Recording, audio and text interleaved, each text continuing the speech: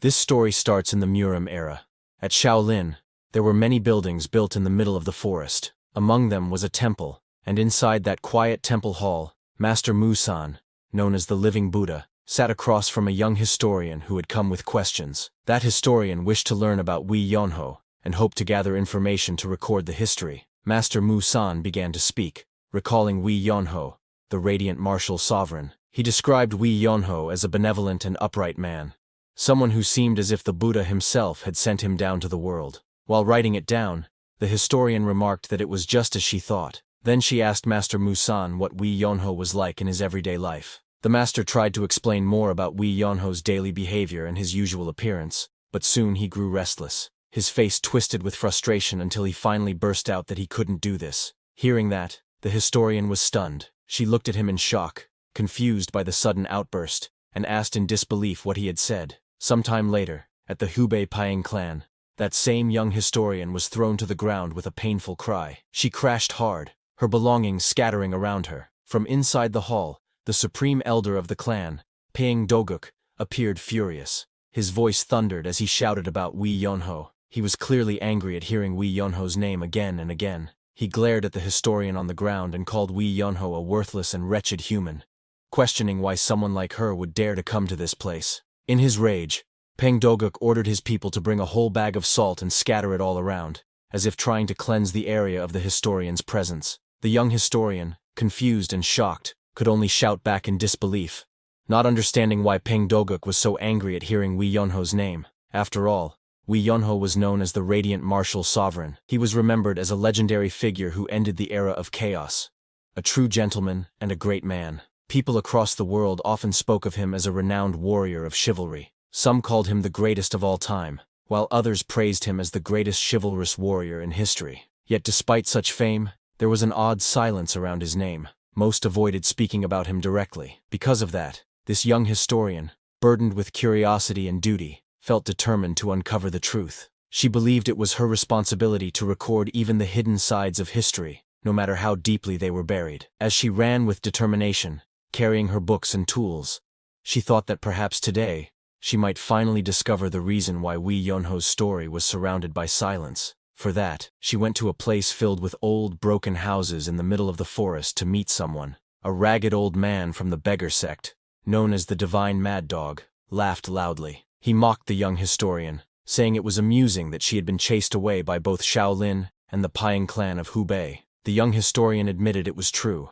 Wherever she went, the moment she mentioned the name Wei Yonho, she received the same cold and hostile reaction. The old beggar, grinning slyly, explained that of course people would respond that way. His words left the young historian confused, making her ask for clarification. The beggar elder then started telling her a story from 100 years ago. 100 years back, at the Wei clan of Guangdong, there was a certain boy who was considered the absolute worst kind of person. That boy was none other than Wei Yonho. At the age of 12, he was lying lazily on his bed, but even then, Wei Yonho dreamed only of one thing. He dreamed of becoming the greatest under the heavens. He was born into a martial clan where he was raised with the teachings of warriors and their code of honor. Because of this upbringing, he already knew the quickest path to reach the top. That path was through relentless effort. One's hands, scarred and worn, showed the hardships of constant training. Wei Yonho also believed that no matter how talented someone was, nothing could be achieved without effort. To him,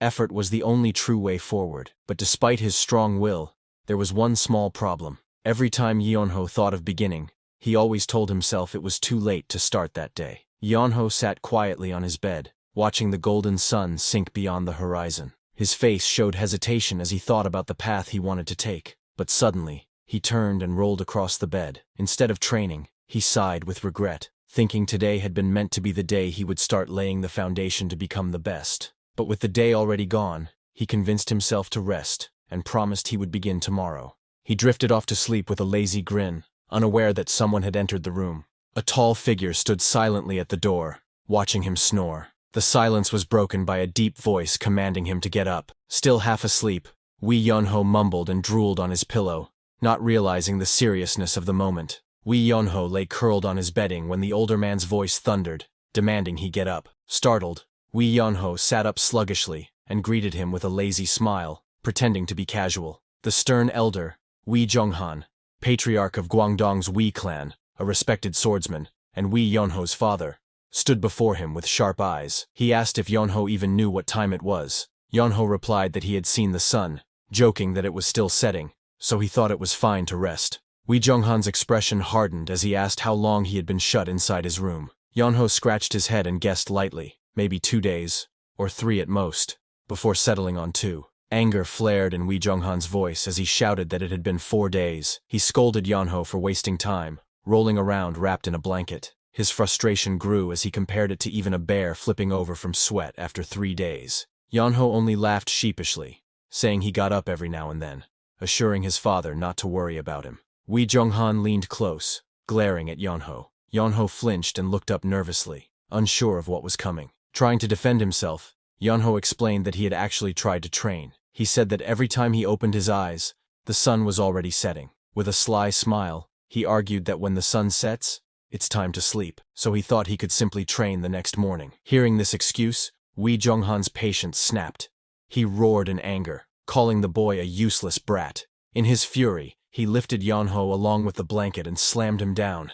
He shouted that he would finally fix his rotten attitude once and for all. Outside, in the great Guangdong Wei household, the sun was already sinking lower, painting the sky red as their voices echoed through the halls. In the Guangdong Wei clan office, the clan head Wei Zhonghan sat with his hand on his forehead, sighing in frustration. The administrator, Zhou Bang, walked in and asked if his worries were once again about the second young master. The clan head admitted that there was no one else to be concerned about. Zhou Bang tried to reassure him, saying the boy would mature with time. Still, the clan head blamed himself. He thought back to the past. Years ago, Wei Zhonghan had left on a martial dual pilgrimage when his son Wei Yonho was only 2 years old. At that time, the matriarch, Han Sang-ah, stood at the clan gates with their children, Wei Sanho, the young Wei Yonho, and an unborn child, Wei Suryun. Wei Zhonghan believed his journey would only take 2 years, but instead he became entangled in countless incidents, prolonging his absence far longer than expected.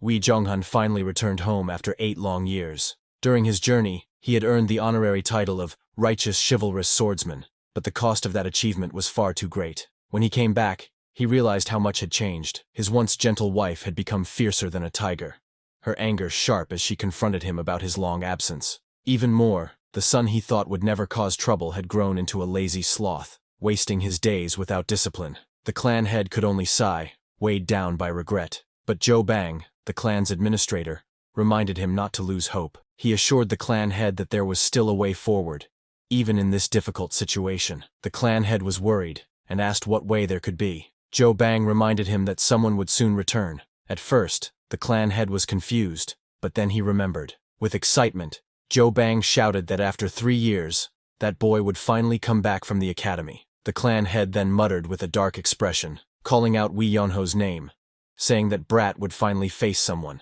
There was only one person Wei Yonho truly feared, and that was Wei Sanho, the eldest son of Guangdong's Wei clan. When Sanho appeared, his presence alone made Wei Yonho shiver with unease, wondering why he suddenly felt chills. Turning around, Wei Yonho recognized him and nervously called out, "Brother." Sanho looked at him with authority, asking how long he had been asleep, while Wei Yonho stammered nervously, asking when he had arrived. Sanho looked at his brother Yonho and firmly said that he had asked first. Yonho, feeling nervous, scratched his head and hesitated. Sanho's sharp eyes narrowed as if he could see right through him. Panicking, Yonho quickly tried to explain. He shouted that it wasn't what Sanho thought. He had trained early that morning. He insisted that he worked hard, but only took a nap because he got tired. Inwardly, Yonho cursed, wondering when his brother had even returned. Sanho remained calm and asked if Yonho truly trained. Yonho quickly agreed, nodding desperately. Sanho then pointed to a candle and told him to use a technique to split it into 2. Shocked, Yonho could only respond in confusion. Sanho's eyes stayed fixed on him as he said they would see just how much Yonho had improved in the 3 years he had been away. Yonho stood in front of the candle, holding his sword nervously. Behind him, Sanho crossed his arms, watching closely. Yonho hesitated, scratching his head, unsure of what to do. Sanho urged him to continue, telling him to go ahead. Still, Yonho looked uneasy. He muttered that they were indoors, and it could be dangerous to swing a sword like this. But Sanho raised his voice, saying he would handle any danger. He demanded that Yonho show him his skills. Reluctantly, Yonho agreed. Sweat rolled down his face as he squeezed his eyes shut. whispering to himself that this was it. He swung his sword while walking. A trail of blue energy followed the blade, cutting through the air. Yanho stood with the sword lowered, breathing heavily, his expression blank as if he wasn't sure how well he had done. Yanho stood in the training hall, facing the lit candle placed on a stand. He took a firm step forward, the sound echoing through the room, and tightened his grip on the sword. With swift movements, he unleashed a series of strikes, his blade glowing with energy as he swung again and again. Sanho, watching from a distance, was taken aback by the sudden display of skill. Yanho called out the name of his technique, Soaring Dragon, and struck with full force. The air rippled with the power of his slash. However, Yanho glanced nervously at the candle, but he had missed his mark. The flame of the candle still burned steadily, untouched. Breaking into a cold sweat, he admitted to himself with frustration he had messed up. Seeing that, Sanho spoke firmly, reminding Yeonho that 3 years had already gone by. He explained that such a long time should have been enough to master a sword technique and even advance to the next level. Yet, looking at Yeonho now, he pointed out that instead of improving, Yeonho had become worse than he was 3 years ago. As night settled outside, the atmosphere grew heavy, carrying the weight of disappointment and unspoken pressure. Then the family gathered together for a meal, sharing dishes placed neatly on the table. The atmosphere looked warm, but Yeonho felt uneasy inside. He thought to himself that eating here would surely give him indigestion, and he was certain of it. During the meal, the clan head asked Sanho about his martial academy life. Sanho calmly replied that it was fine. When asked if he faced any difficulties, he explained that hardships were natural. Without them, it wouldn't be training. He believed challenges were necessary for him to grow stronger and overcome himself. The clan head looked at Sanho with a heavy heart, saying he must have suffered greatly during his absence. But Sanho gently reminded him that it was the clan head who had endured more, being away for such a long time. Finally, the clan head asked Sanho if there were any other issues that needed to be discussed. Hearing that, Sanho slowly set his chopsticks down, signaling that he had something important to say. He looked up, his expression serious, and admitted there was one issue he wanted to bring up. The others at the table turned toward him, curious. His mother asked him what it was. With a heavy look, Sanho revealed that it was about Yeonho. Hearing this, the clan head was surprised. Yeonho's mother was also surprised, her eyes filled with worry. Yeonho himself froze for a moment, his face filled with shock and confusion, wondering what this was about him. Yeonho thought something troubling was about to happen. Then Sanho spoke with determination, saying that Yeonho needed to be brought to his martial academy. Hearing that, Yeonho's eyes widened in disbelief. He screamed internally, unable to accept what he had just heard. The beggar elder told the young historian that even great masters like Musan and Peng Doguk grew restless and angry at the mere mention of Wee Yeonho's name. It was because Yeonho's journey to the academy was when the great history of Yeonho began. At that time, no one could have imagined that the lazy boy,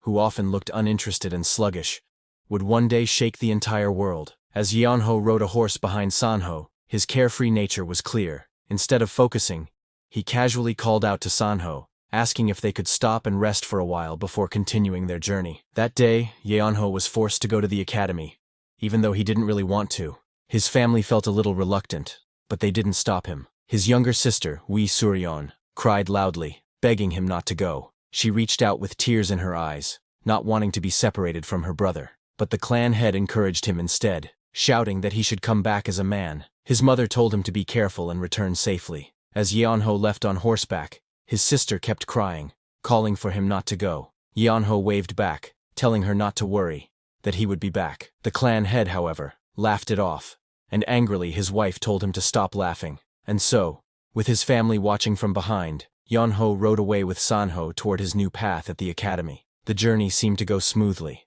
at least from Wee Sanho's perspective. He rode with a steady posture, calm and composed. Meanwhile, Yeonho struggled behind him, slumped over his horse in discomfort. His body ached, and he groaned in pain, wondering how much farther they had to go. When he asked, Sanho replied that it would take 10 more days. Shocked, Yeonho shouted in disbelief, unable to imagine enduring the ride for that long. Sanho pointed out that if Yeonho had ridden properly, the journey could have been finished in 5 days. But Yeonho protested, saying he had never ridden a horse before. Sanho coldly reminded him that he wasn't even trying to ride properly. Complaining, Yeonho begged to rest, saying the saddle was too bumpy and painful. His back felt like it was breaking, and his body couldn't take it anymore. Then he pointed to a tree ahead, insisting even strangers were lying by the roadside because of exhaustion. When Sanho saw that tree, his sharp eyes widened as he noticed something unusual. He stopped and came down. Yonho noticed his older brother stopping and walking toward the tree. Confused,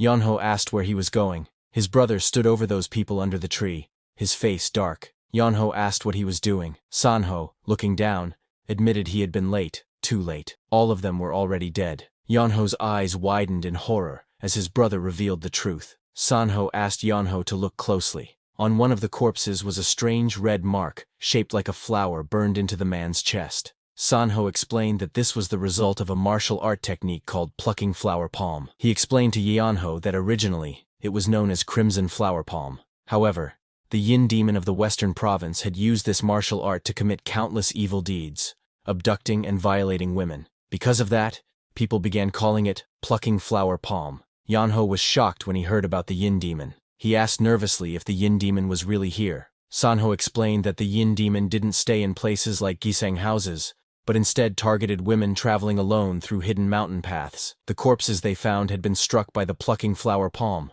proof that the yin demon had attacked here. This meant that somewhere nearby, at that very moment, a woman was in danger. Without hesitation, Sanho told Yonho to stay where he was and rushed off, flying away at great speed. Left behind, Yonho panicked. He shouted in fear, asking if his brother really expected him to guard the place filled with corpses. He screamed after him desperately, but his brother was already gone. Yonho stood nervously, fists clenched, trying to keep calm. He glanced around, sweat running down his face, clearly uneasy about being left alone. Nearby, the horses shifted restlessly, their breath misting in the air. Not far from them, the two bodies lay on the ground, unmoving, their skin marked with strange, dark patterns. Seeing this, Yonho's face twisted in dread. A forced smile spread across his lips as he muttered to himself that he was doomed. Dark clouds rolled in above, the wind carrying a heavy sound. Yonho shouted into the storm, furious that his brother still hadn't returned. He cried out that if things were going to be this way,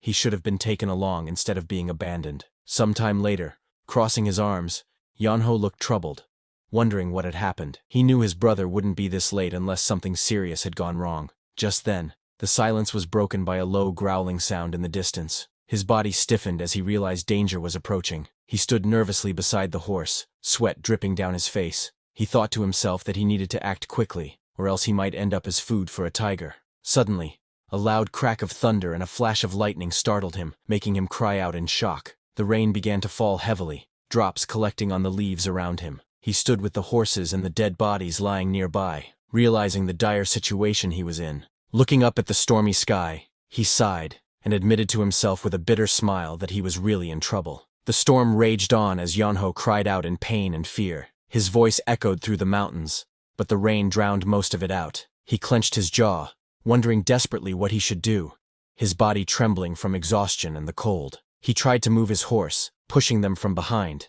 dragging the weight of the unconscious people and their supplies, but it was almost too much for him to handle. With every step, he grunted and strained, clinging tightly to the horse for support as it pulled the load uphill. Breathing heavily, he cursed his situation. He couldn't leave the corpses behind, because if he did, they would surely be devoured by beasts. Yet the rain had begun the moment he started moving, making his task even harder. Forcing himself onward, he urged the horse to move faster, saying he had to find a safe place quickly. But the horse resisted, snorting and stomping, refusing to listen. Frustrated and desperate, he shouted at the horses, demanding why they weren't obeying him at such a critical moment. He pushed them with full force. The storm raged on. The mountain path was slippery, and the river below roared as water splashed against the rocks. Suddenly, lightning struck again as Yonho was kicked by his horses. He went flying while the rain and lightning grew strong. He screamed loudly, fear filling his voice, before crashing down onto the hard ground. The impact sent pain shooting through him,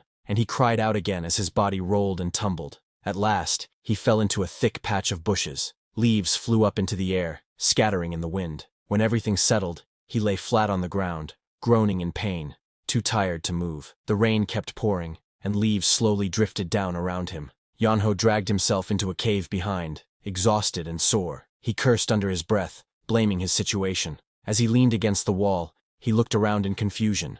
Realizing where he was, it was a cave, offering him shelter. His face lit up with relief as he shouted with joy, happy to finally have a place where he wouldn't be drenched by the rain. Soon after, he noticed the horses had also made their way into the cave. He immediately tied down the horse's rope with a big rock so that they could not escape. He was frustrated at those horses but knew that he couldn't even hit them, but even that seemed difficult in his weakened state. Frustrated, he muttered about how hard traveling truly was. Now he finally understood what people meant when they said the road would be rough. Yanho was exhausted, but managed to leave a sign at the cave entrance, hoping it would help his brother find him. As he looked around the dark cave, he told himself that now all he could do was wait. Frustrated, he decided not to think too much about it anymore. Curling up on the cold ground, he muttered that he would just sleep. Lying there, his thoughts wandered to his brother. He wondered if his brother was safe and doing fine. Even though he worried, he knew what kind of person his brother was, strong and reliable. Trying to reassure himself, he whispered that his brother would definitely come back. But as he lay in the cave with the horses nearby, night fell, yet Yeonho was still sleeping. The next day came, and the horses escaped, but Yeonho was still sleeping. Night fell again the second time, but even then Yeonho slept on, not knowing how long it had been. As Yeonho lay back, taking deep breaths, suddenly a faint blue glow began to surround his body, shining softly in the darkness. His breathing grew heavier as the light grew stronger, wrapping around him completely. Soon, his body lifted into the air, floating as if weightless, carried by the strange blue energy. He drifted upward, moving higher and higher, then shot forward through the cave with incredible speed. His breathing echoed, long and heavy, as he passed through the tunnel. The glow continued to envelop him, his face calm, almost as if he were in a dream. He passed through the cave wall like a ghost, and deep within the cave, Yeonho disappeared completely. Yeonho slowly opened his eyes and looked around in confusion. Strange green mist swirled around the tall stone walls. He wondered where he was, noticing that the ceiling above him seemed different. He realized he was still inside the cave from before, but wasn't sure how he had ended up deeper inside. He thought he might have rolled there in his sleep. Suddenly, a mysterious voice echoed, calling him the Destined One. Startled, he cried out in shock and stumbled back. He got so scared that his legs gave out and he fell hard on the ground. As he looked around nervously to see who was speaking, a glowing blue light appeared before him. The voice welcomed him, saying he had come in pursuit of destiny, and introduced itself as the successor of the radiant sword, Limitless White. Yeonho, still trembling, wondered if the shining orb was the one speaking to him. The glowing light confirmed, saying it had cast off its physical body and was now conveying its will to him beyond time and space. The glowing light told Yeonho to accept its will and bring peace to the world. But Yeonho panicked, sweating and trembling. He screamed that it was a ghost. The light calmly explained there was nothing to fear. It had already transcended the world, and what remained here was only its will. It continued, saying it had left this will behind for the one who would come after. It urged the Destined One not to doubt, but to accept it. Yeonho hesitated, muttering for it to wait. He thought the situation felt strangely familiar. Looking around at the deserted cave and the glowing light, he realized it was just like the stories of encountering a predecessor's will from a past era. His eyes widened, and he asked himself if this was truly a fateful encounter. Excitement washed over him. He laughed with joy, believing the heavens were blessing him for living kindly. He thought that if he could gain power from this moment, he wouldn't even need to attend the academy anymore. The glowing blue orb spoke, telling Yeonho to inherit its sword and bring justice to the world, for there was no time to waste. Yeonho shouted for it to wait, but the orb continued, saying it would pass down its radiant sword style to him. It urged him to train without rest and sharpen his skills. Yeonho eagerly agreed. The orb explained that since he carried its bloodline, his talent should be extraordinary. If he trained here for 30 years, he would be able to match even a small portion of its power. Hearing this, Yeonho's expression darkened in shock. He muttered in disbelief. 30 years. The orb repeated itself, insisting that with 30 years of training, he would succeed. But Yeonho stopped it, smiling nervously. He said he didn't think he was the Destined One after all, and kindly asked it to find someone else instead. The orb fell silent, confused. Then it suddenly flared up in shock, as if it couldn't believe what it had just heard. Yeonho laughed brightly, saying that if a fateful encounter required 30 years of training, he would rather not have it at all. With a serious tone, the beggar elder with white hair told the young historian that this encounter itself was special. This moment was described as a miracle, a gift meant for Wee Yeonho. From that day, everything changed. It was the start of the event that would make Wee Yeonho invincible. With the sword in his hand and power flowing through him, he began to carve his path, one that no one could stand against. Yeonho nervously laughed and said he didn't think he was the chosen one. He asked it to find someone else instead. Without waiting for a reply, he quickly turned around and ran off, saying he would take his leave. Just then, that voice shouted for him to stop. He looked back in surprise as a glowing old man appeared before him, surrounded by bright energy, asking him to wait a second. The being introduced himself as Limitless White, his presence filling the cave with power. Seeing him, Yanho froze for a moment, but then frowned and accused the glowing figure of being a scammer. He said that the old man was pretending to be someone important, but after being exposed, his true nature was revealed. Angered by the accusation, the old man shouted back, demanding how Yanho dared to look down on him like that. The old man spoke seriously, saying he wasn't pretending to exist. He truly was a will that had let go of its physical body. Yanho looked at him with doubt, repeating the phrase to himself, unsure if he understood it correctly. Then suddenly, he attacked the old man, punching forward with force. His strike hit the old man directly in the face, but his hand passed through the old man's body. Yanho's whole body went through him, and he fell to the ground. Seeing that, the old man calmly asked what he was doing. Terrified, Yanho screamed, asking if the old man was a ghost. The old man denied it, insisting he was not a ghost, but a will born from a high-level martial technique, one that only masters who had reached an extreme realm could achieve. Hearing that, still trembling, Yanho begged him to just admit he was a ghost. Enraged, the old man shouted, "No!" with all his might, glowing even brighter in anger. Beggar Elder and the young historian were sitting under the starry night sky beside a small campfire as the Beggar Elder explained to her that this was how Wee Yonho's journey had led him to meet his master. As the fire flickered, the young historian listened intently, curiosity gleaming in her eyes. She repeated the term she had just heard, transmigration of will, and asked if such a thing truly existed. Beggar Elder nodded, saying it was a secret technique that only martial artists who had reached an extremely high realm could perform. Hearing that, the young historian leaned forward and asked who such a martial artist could possibly be to wield that kind of power. Beggar Elder's expression hardened as he revealed,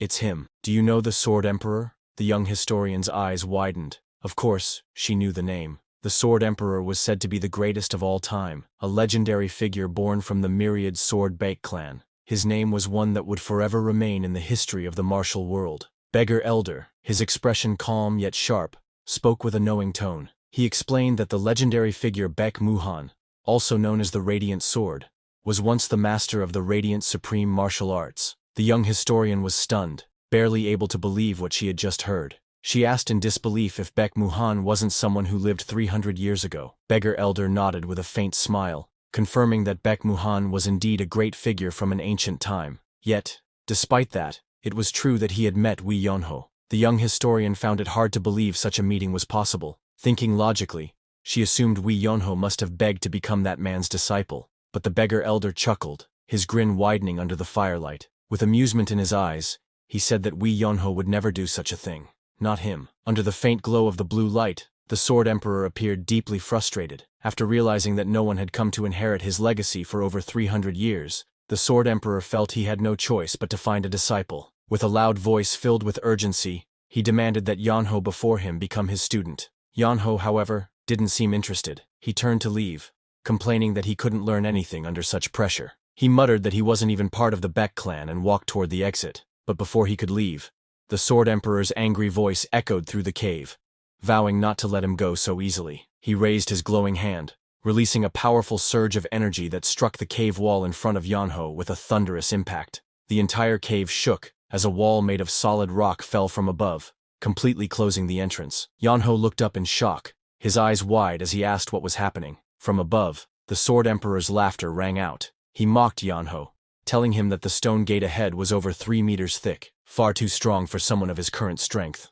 Breaking or lifting it was impossible. Yet, with a proud smirk, the Sword Emperor added that if Yonho learned his martial arts, slicing through that stone gate would be as easy as cutting through paper. But Yonho let out a sigh and said that he couldn't help it. Despite being warned by the Sword Emperor's spirit that his current ability wasn't enough to cut through the stone gate, he still decided to act. He struck the wall hard, causing a loud sound to echo through the cave. The Sword Emperor's spirit looked at him in confusion, wondering what he was doing. Yonho replied that he was digging through the cave. He explained that even though the stone was hard, scraping it with metal would eventually wear it down. He believed that if he kept at it for a year or two, he could finally break through. The Sword Emperor was shocked, hearing that he was serious about doing it for that long. Yonho found it amusing, pointing out that this was coming from someone who once told him to train for 30 years. Hearing him, the Sword Emperor grew frustrated. muttering that he couldn't even beat this stubborn disciple to death. Trying to convince him again, the Sword Emperor promised that if he learned his martial arts, he wouldn't be disappointed. He claimed that he could help him escape within 20 years. Hearing that, Yeonho raised an eyebrow, questioning in disbelief. 20 years? He lay back with a sigh, saying that 20 years was far too long. He muttered that he might have thought about it if it were only 3 years. The Sword Emperor was shocked and furious. He couldn't believe what he just heard. Was this young man really saying he could master his martial arts in only 3 years? Even the great Zhang Sanfeng, if he returned to life, couldn't do something like that. But Yeonho didn't seem to care. He simply shrugged and said that if that was the case, they just weren't meant to work together. The Sword Emperor's face twisted with frustration, his body shaking as cracks of energy surrounded him. After struggling to hold back his anger, he suddenly shouted out loud that 5 years would be enough. He promised that in 5 years, he would make Yeonho the greatest martial artist under heaven. Hearing that, Yeonho paused, thinking deeply. 5 years, the greatest martial art under heaven, he murmured. He looked at the Sword Emperor again. The spirit's presence was so real, so lifelike, that it made him wonder. He had never heard of such a strong and vivid will remaining after death. Maybe half of what the spirit claimed could actually be true. As the thought sank in, he began to suspect that perhaps this spirit really had once been the greatest master under heaven. Yeonho decided that he would use this opportunity to become a true master as well. To him, 5 years seemed like a fair deal. With determination, he struck his sword into the ground, ready to commit himself to the challenge. Filled with resolve, he declared that he would do it without hesitation. Beggar Elder told the young historian that at that moment, Yeonho had no idea the man before him was actually the Sword Emperor. However, Beggar Elder told her that the Sword Emperor was quite pitiful. Even after death, he still encountered troublesome humans like Yeonho. As Yeonho lay there snoring peacefully, the Sword Emperor grew furious and shouted for him to wake up. Yeonho, half asleep and drooling, opened his eyes in confusion, wondering why he was being yelled at. When the Sword Emperor continued to scold him, Yeonho complained that he was exhausted. He reminded the spirit that, unlike him, he was human and needed rest. The old master, already dead and beyond such needs, could only fume in frustration. Cursing the heavens, Baek Muhan clenched his teeth. In the end, he sighed and gave in, apologizing while urging Yeonho to finally start his training. The Sword Emperor was filled with regret, because the disciple he had accepted in his final years turned out to be unbelievably lazy. Every morning, when training began, Yeonho would yawn loudly, complaining about having to start right after waking up. To him, training so early felt unfair and exhausting. Throughout the day, Yeonho would sleep whenever he could. Even when he was forced to train, he would only do it once and then stop, saying it was enough. Watching this, the Sword Emperor grew more and more frustrated, thinking that at this rate, it wouldn't take 5 years, it would take 50, and Yeonho still wouldn't learn anything. Yeonho then asked if there wasn't an easier way to train, which made the old master lose his temper even more. As the Sword Emperor glared at him, Yeonho muttered that maybe if the Sword Emperor couldn't talk, he wouldn't be so annoying. He grumbled that this was why people were supposed to find capable masters from the start. Hearing that, the Sword Emperor's rage boiled inside him. Every word from Yeonho made his blood pressure rise. If he still had a physical body, he would have collapsed from sheer anger. The Sword Emperor sighed deeply, questioning what kind of glory he had ever hoped to pass on. Had he really stayed behind after death just to witness this lazy disaster of a disciple? He muttered that if he still had a body, he would have beaten sense into the boy. Meanwhile, Yeonho just rolled on the ground laughing, completely carefree. After a while, he looked up and casually asked, "By the way, master, how did you do that thing back then?" The Sword Emperor blinked, confused, and asked what Yeonho was even talking about this time. Yeonho reminded the Sword Emperor that he once dropped a giant stone door. He asked if the Sword Emperor could use that same power to control his body and teach him martial arts. The Sword Emperor replied that the stone door incident wasn't due to strength, but because he had triggered a mechanism he had prepared earlier. He explained that it had nothing to do with having a physical body. He had simply pulled a string using ki through a distant object grasping technique. As he thought about it, his expression changed. Suddenly, realization struck him, and he burst into laughter, shouting in shock that he couldn't believe he hadn't realized it earlier. Yeonho stared in confusion as the old spirit laughed wildly, muttering to himself. The boy asked what was wrong with him, and if he had lost his mind. Still mumbling, the Sword Emperor admitted that he had been trapped in the belief that he had no body. Perhaps maintaining his will for 300 years had made his mind incomplete. But now, thanks to the boy, he had come to a great realization. Yeonho looked on nervously, wondering why the old man was talking to himself. But suddenly, something with lightning speed passed by his head. Shocked, Yanho slowly turned, eyes widening in disbelief, unsure of what had just happened. Just then, he saw a baseball-sized rock lodged into the wall right behind him, narrowly missing his head. It glowed faintly, infused with chi energy. Shocked, Yanho stepped back, realizing something was terribly wrong. The Sword Emperor suddenly started laughing loudly. He thanked Yanho, saying that he had just realized something important. Even though he no longer had a physical body, he could still move a rock with his spiritual power. Yanho was terrified as he saw his master's aura flaring up. The Sword Emperor grinned and said that if he could move a rock, then he could move even more than that. Laughing maniacally, he began gathering rocks filled with spiritual energy around himself. Seeing that, Yanho panicked and screamed for his master to stop, calling out desperately, but it was too late. The Sword Emperor unleashed his power, and a violent blast erupted as the rocks came crashing down. Yanho covered himself, bracing for impact as energy tore through the air. A loud crash followed, and Yanho was now trapped inside the cave. Amidst the chaos, Yanho's scream echoed through the stormy night. From that day on, Baek Muhan and Wei Yanho's training continued without rest, day and night. During the day, Yanho practiced swordsmanship without resting for even a moment. Sweat and exhaustion covered his face, yet he continued to swing his blade again and again, determined to improve. As the sun set, he would exchange sword techniques with his master, Baek Muhan.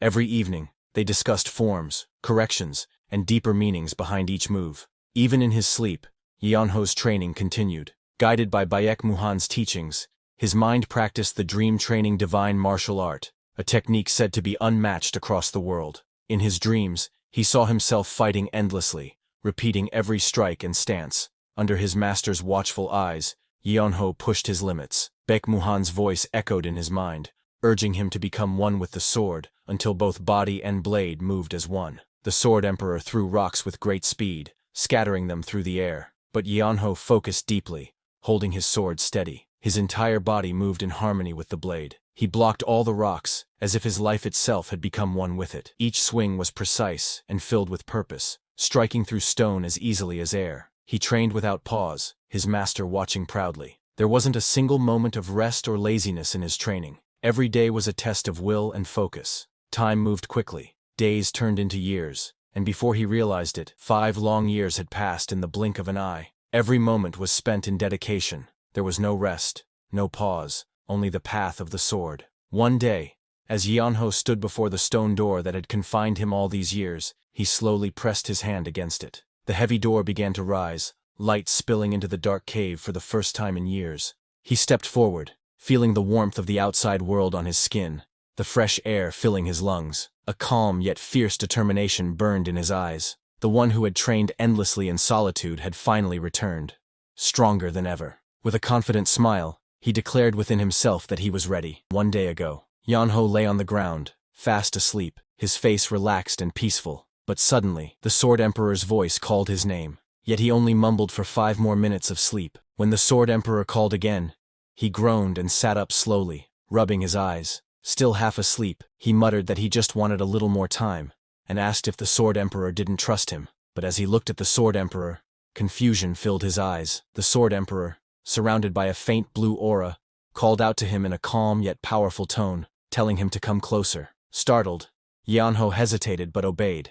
Sitting down in front of the Sword Emperor, with a serious expression, the Sword Emperor began to speak. He told Yanho that he had devoted his entire life to martial arts, and that his only wish had always been to reach its ultimate peak. He admitted that in his pursuit of martial arts, he had ignored everything else in life. Over time, he became a lonely, bitter old man, even losing his connection with his own clan. Yanho, watching him, couldn't understand what was happening. The old man was behaving strangely, nothing like his usual self. The Sword Emperor reflected on his past, realizing it was only natural that no one from his clan came searching for him. After all, he had abandoned his own family and children in his obsession with mastering martial arts. He believed that if he reached the end of his journey, everything else would naturally fall into place. But as his trembling hand reached out toward the sky, it suddenly turned into darkness. In that moment, he finally understood. He had been wrong all along. The Sword Emperor spoke with a calm and gentle tone. He said that martial arts were also a part of being human,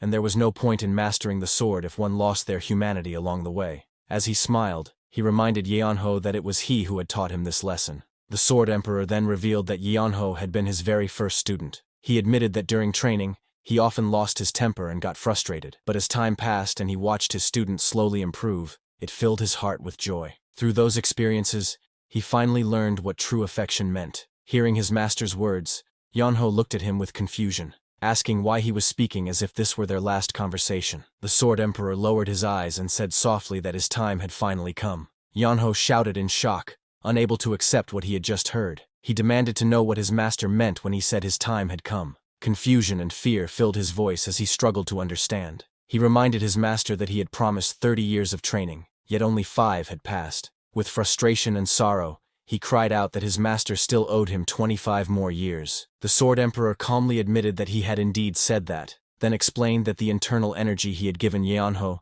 had formed into a core, allowing him to survive without food. However, maintaining that energy had taken a great toll on him. It wasn't as effortless as it seemed. With a weary smile, the Sword Emperor confessed that his strength was finally spent. It was time for them to part ways. Hearing this, Yeonho's heart trembled. Tears welled in his eyes as he asked why his master hadn't told him sooner. If he had known, he said, he would have left to eat properly and returned to continue training by his master's side. The Sword Emperor looked at his disciple with a soft, knowing smile. He asked if Yeonho truly believed he would have returned after leaving. Sweat rolled down Yeonho's face as he realized the truth. Despite the sadness in his eyes, the Sword Emperor spoke again, saying that he truly cherished the time they had spent together. He confessed that he would have liked to watch his student explore the world for a little longer, but this much was enough for him. He looked at Yeonho with a calm expression. In his fading vision, he could already see Yeonho standing proudly, traveling across the world with strength and spirit. With a calm voice, he advised Yeonho to look out upon the world and take it into his heart. If he did so, everything else would fall into place naturally. He told Yeonho to always look to people before looking to the world, to never forget compassion. He admitted that in his own life, he had looked too far ahead and never paid attention to the path beneath his feet. He warned his student not to repeat the same mistake. Even as his body began to fade away, the Sword Emperor said that even if they never met again, even if no one remembered his existence, it would not matter, because he had already seen the future of his disciple shining brightly before him. Yeonho stood trembling, tears welling in his eyes as he reached out toward the fading figure of his master. The Sword Emperor's voice echoed softly, telling him that with just one movement of his hand, or a single swing of his sword, his spirit would live on through him. Yeonho's chest tightened. Every word carried the weight of farewell. The Sword Emperor smiled faintly, assuring him that even if he wasn't exceptional or great, it didn't matter. What was important was that he lived fully. Desperate,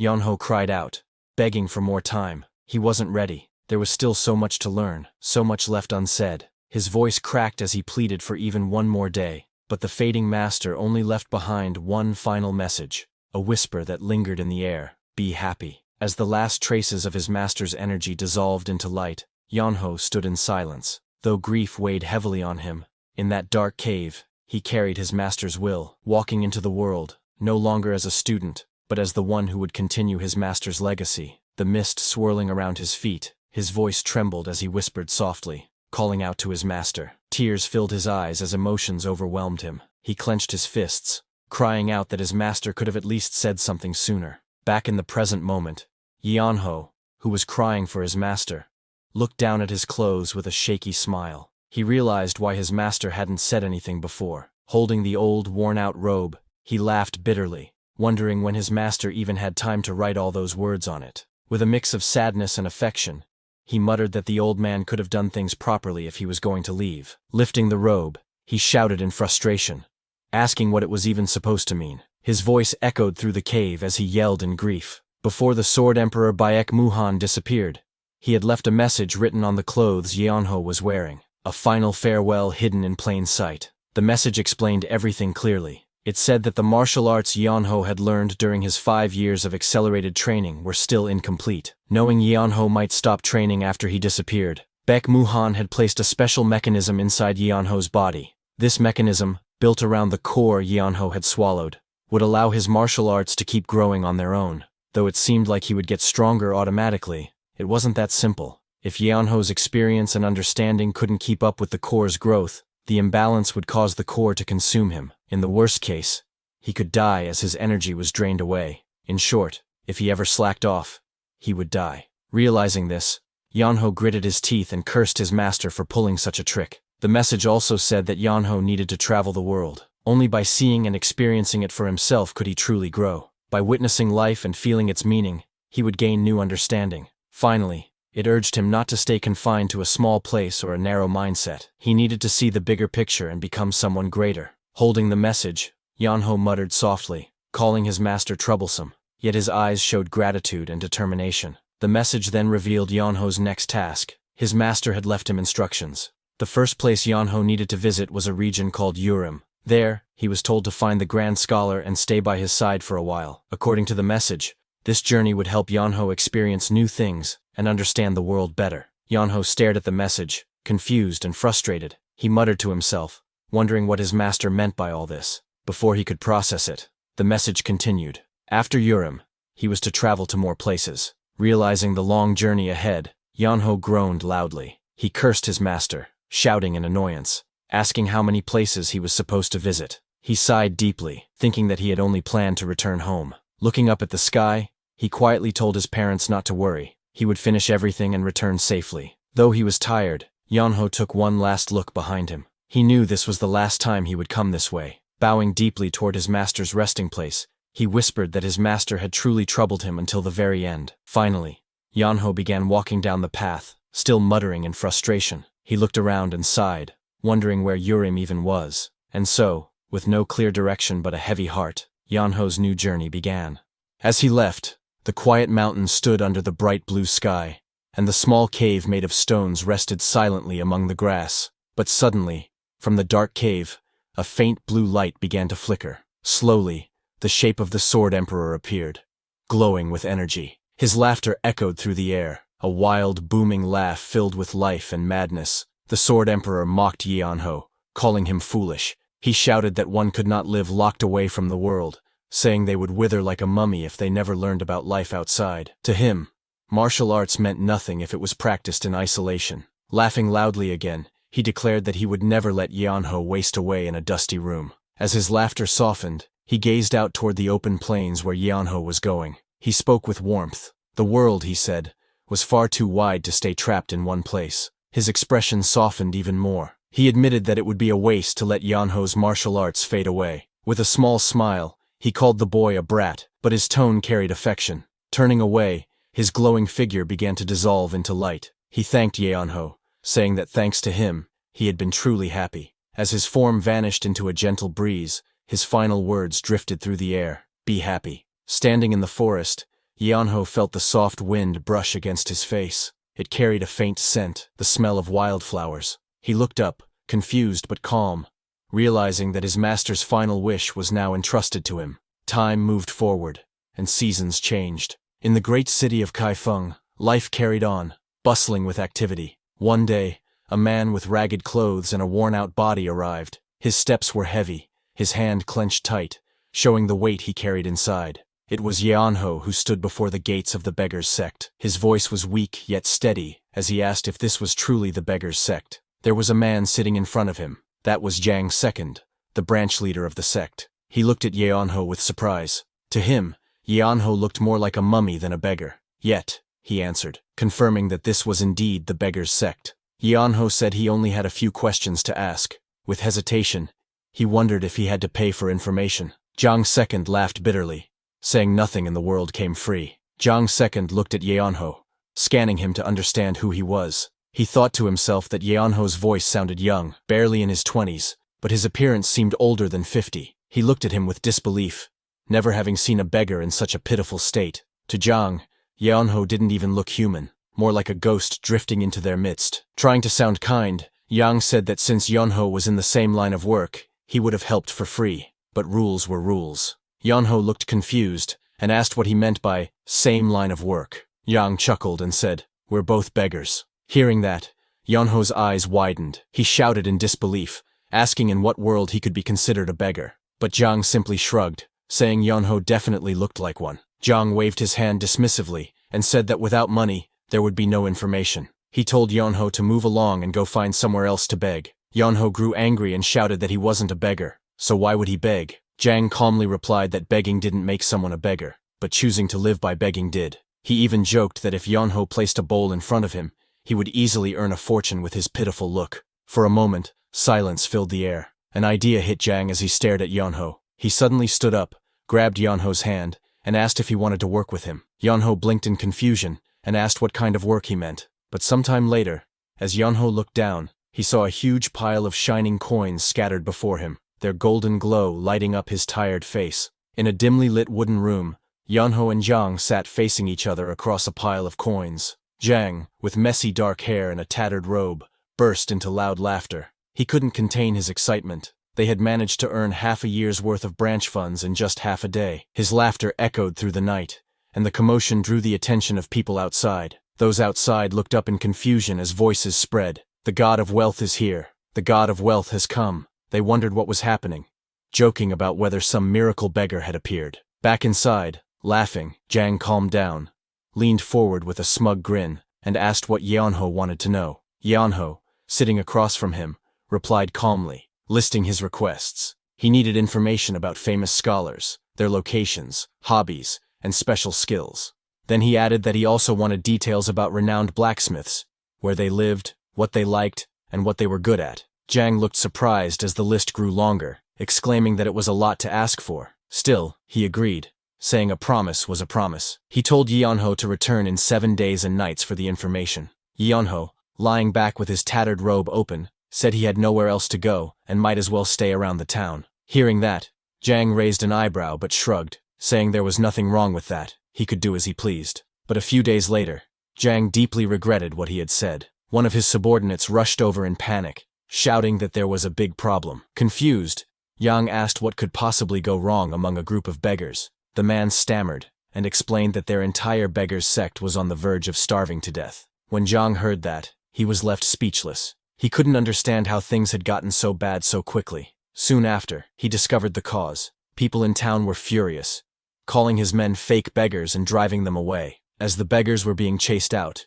Jang ran to see what was happening. To his shock, the crowd's attention was fixed on someone else. A voice in the crowd mocked Jang's group, saying that if they wanted to be real beggars, they should at least reach that level. There, sitting in the middle of the street, was Yeonho. His appearance was so pitiful and wretched that even strangers pitied him. People tossed him coins, calling him poor and offering him food. Watching this, Jang was utterly stunned. Yeonho had managed to outshine all of them without even trying. As coins poured down around him, Yeonho smiled calmly and muttered that making money was easy. In that moment, it was clear. Yeonho had completely conquered the world of beggars.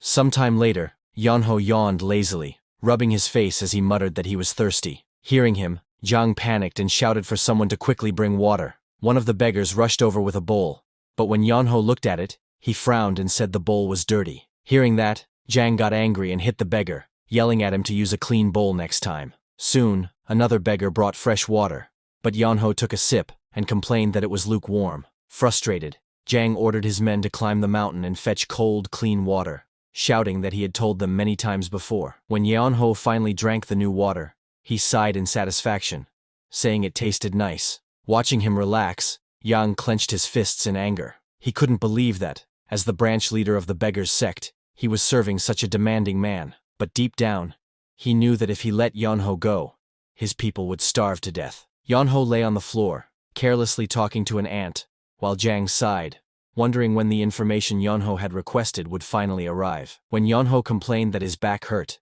Jang forced a smile and started massaging him, nervously agreeing that it wasn't good. But inside, he was full of despair, thinking that if things continued like this, they were all going to die. Suddenly, the group of beggars cheered loudly as one of them ran toward them, holding a slip high above his head. He shouted with excitement, announcing that the information had finally arrived. Everyone around him raised their hands and celebrated with joy. Jang, upon hearing the news, grew excited and exclaimed that it had finally come. He looked thrilled, while Yeonho, relaxed by his massage, didn't react much. Later, inside a dim room, Yeonho lay lazily on the floor, holding a large crumpled paper bag. When Jang entered the room, Yeonho looked at him in confusion, asking if this was supposed to be the information he had been waiting for. He seemed disappointed and puzzled, wondering if Jang was serious about calling it intel. Yeonho weakly handed over the paper bag to Jang. Taking it, Jang carefully opened and read it, only to realize that the information was incomplete. His expression darkened as he cursed under his breath. frustrated that the headquarters who provided it were trying to take advantage of them. He clenched his fists and decided that they couldn't rely on this. They needed to find another way. Suddenly, Yeonho scratched his head and nervously offered to go out and earn some money, saying maybe they were short of funds. Hearing that, Jang panicked and quickly shouted for someone to stop Yeonho before he did something foolish. Sometime later, Jang quickly pulled Yeonho along, saying that someone as noble as him shouldn't be begging. He led him down the street, promising to get him the information himself. Soon, they arrived at a grand hall, and standing inside was a woman dressed in black and red. When the woman saw Jang, she smiled and said, "Isn't this a surprise? Foxdog Jang showing up here." The woman in the black and red dress, exuding elegance and power, was Gui Nyang Nyang, the head of the Hao clan's Kaifeng branch. Jang respectfully greeted her, while Yeonho beside him looked confused when she called Jang Foxdog. Curious, he asked what that meant. Soon he realized it was Jang's nickname and started laughing, saying it sounded silly, almost like calling someone a chump. His teasing annoyed Jang, but he tried to stay calm. As Jang tried to speak, Yeonho continued to mock him, repeating chump again and again while laughing, clearly enjoying how irritated Jang was getting. Gui Nyang looked down at Jang with disbelief, saying, "What a strange day. The Kaifeng branch of the Beggars sect comes to the Hao clan for intel. They've always been bitter rivals, so I don't understand what's going on." Jang told her, "It's not the Beggars sect that wants information." Pointing at Yeonho, he said that he had brought a client to her. Hearing that, Gui Nyang grew annoyed and asked if Jang was seriously joking with her at that moment. Looking at Yeonho, she asked how the request wasn't even from the Beggars sect, yet the one making it was a beggar. She felt mocked, and her expression darkened. She stared coldly at him and asked if he was trying to make fun of them or cause trouble. With a sharp voice, she reminded him that her group didn't sell information to the Beggars sect. Yeonho, however, calmly replied that he wasn't with the Beggars sect. As he said that, he poked Jang's cheek out of irritation, who complained and told him to stop. Meanwhile, Gui Nyang turned away in anger, her robe flowing behind her as she warned them not to continue their mockery. She said that if they kept acting this way, her people wouldn't stay silent. After all, they too had their pride. Hearing that, Yeonho asked, "Isn't the Hao clan an intel group?"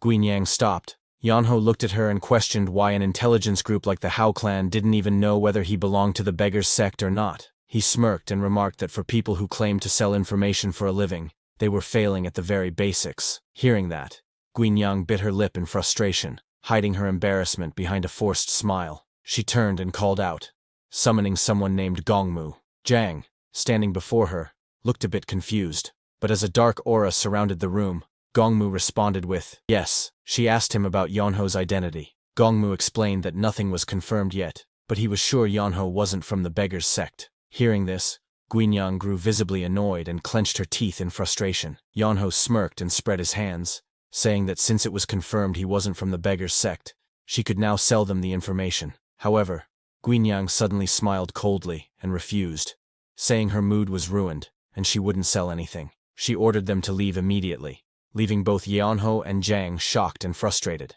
Yeonho sighed softly, looking calm but slightly amused. As Gui Nyang turned her head away, frustrated, Yeonho complained that informants were supposed to have some honor. How could they refuse to sell information when offered money? But even hearing that, she turned to leave. Yeonho then added coldly that, at this rate, the Hao clan wouldn't last much longer. His tone was sharp, filled with irritation. Hearing that, Gui Nyang grew furious and told Yeonho to be careful with his words unless he wanted his limbs cut off. But Yeonho seemed unbothered as he remarked that he wasn't wrong anyway, casually calling her ma'am. Hearing that, Gui Nyang grew even more annoyed.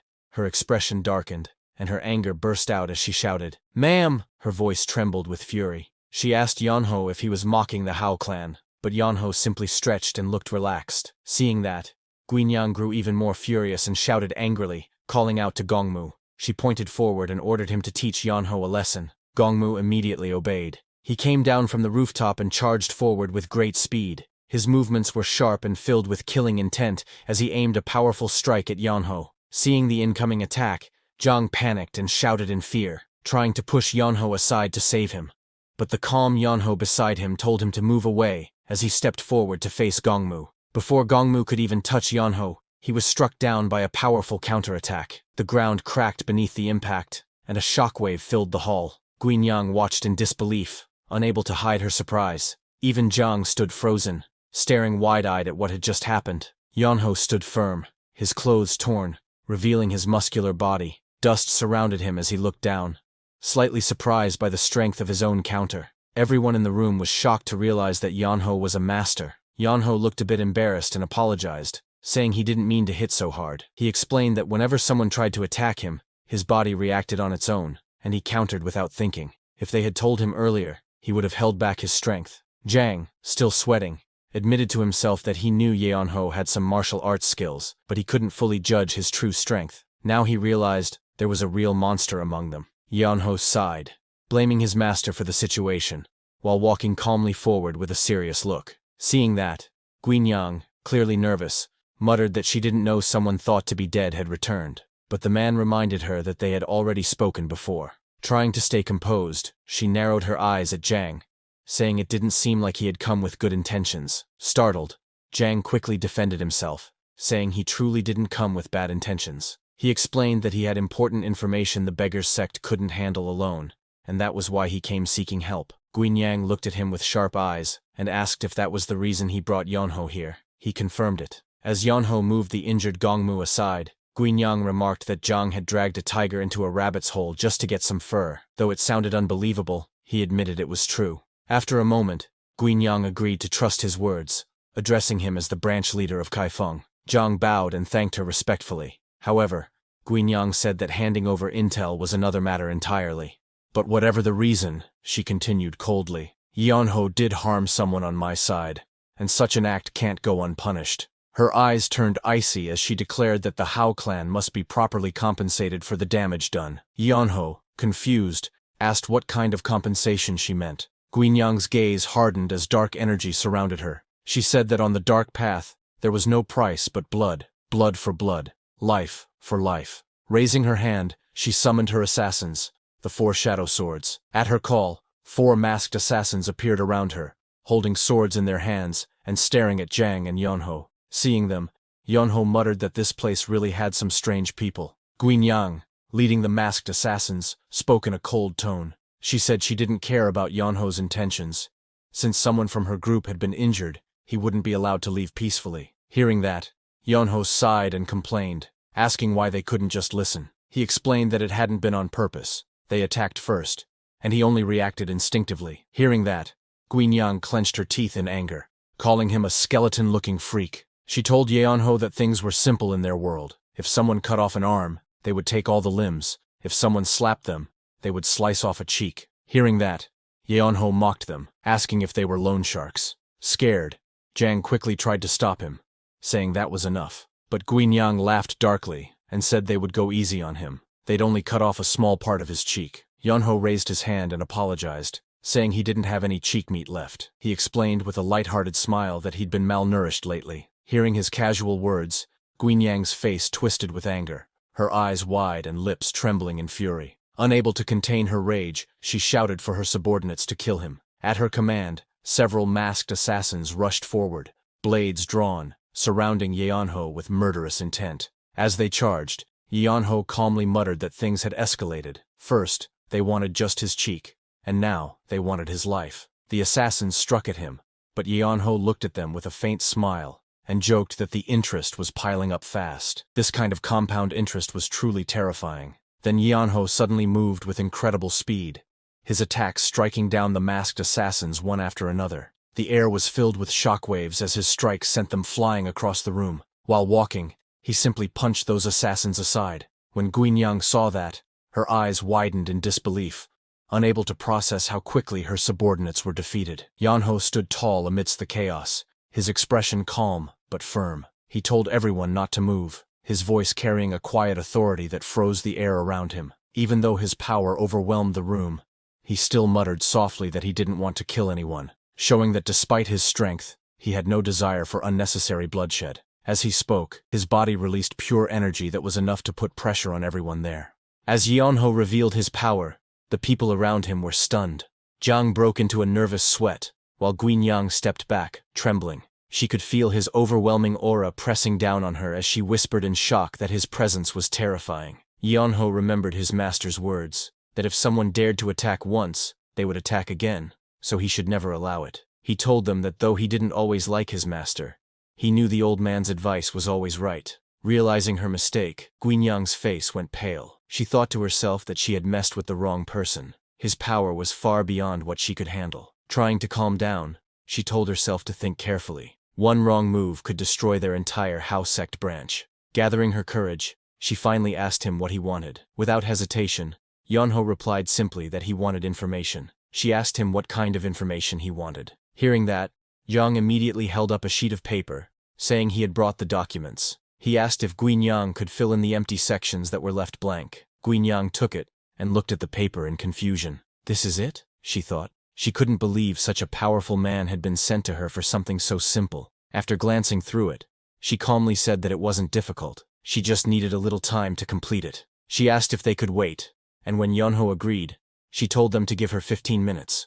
But before leaving, she turned to Jang, the leader of the beggar sect's branch. She smirked and told him to come see her personally. Jang trembled in fear, letting out a small cry. A few moments later, laughter burst from another room. Yonho pointed at Jang and laughed, saying his face looked like a dumpling, teasing him by asking if the woman had beaten him up. Bruised, Jang glared back and told him to shut up. As Yonho stopped, he mocked the beggar sect, saying Jang's beggar sect was nothing since he had been beaten by someone from the Hao sect. Hearing that, Jang angrily asked Yonho if that woman looked like an ordinary member of the Hao sect. Jang nervously explained that Guinyang, the woman they had just met, was not ordinary. She was the daughter of the Hao sect leader and the future successor of the sect. Since childhood, she had eaten rare medicines as if they were daily meals and received all kinds of precious treasures. He shouted in frustration, saying how impossible it was for someone like him to be compared to her. As he clenched his fists in despair, Guinyang appeared behind him,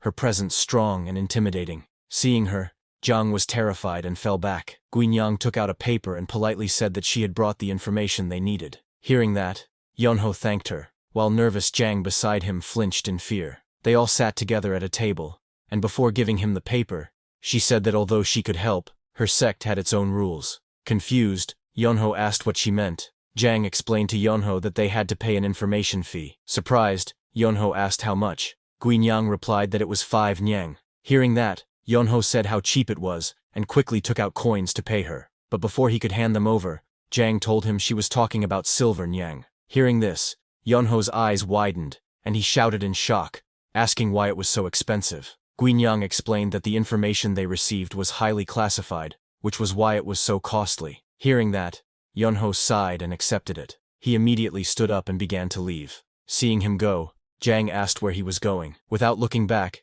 Yonho replied that he needed to earn the 5 silver nyang if he wanted the information. Hearing that, Jiang was terrified. He panicked, and immediately grabbed Yonho's leg, begging him not to go. He explained that he had brought Yonho here for a reason. Hearing that, Yonho asked Jiang what he was supposed to do then. Frustrated, Jiang asked him to wait a second. He was already regretting his situation. In the end, Yang had to use all the money his friends had earned, along with his secret savings, to pay the fee. What he couldn't cover, he borrowed through an IOU. As Jiang handed over the payment, his heart ached. Yonho teased him, asking if he was crying. Jiang, full of regret, called Yonho evil for making him spend all his hidden savings. Meanwhile, Yonho reviewed the documents and admitted that the information was incredibly detailed, far beyond what the beggars' network usually provided. He noted that they were clearly on a different level. Yonho wanted to send a letter to Guangdong and asked if it would be expensive. Guinyang replied that it would cost more than using an escort agency, but she would handle it if he answered a few of her questions.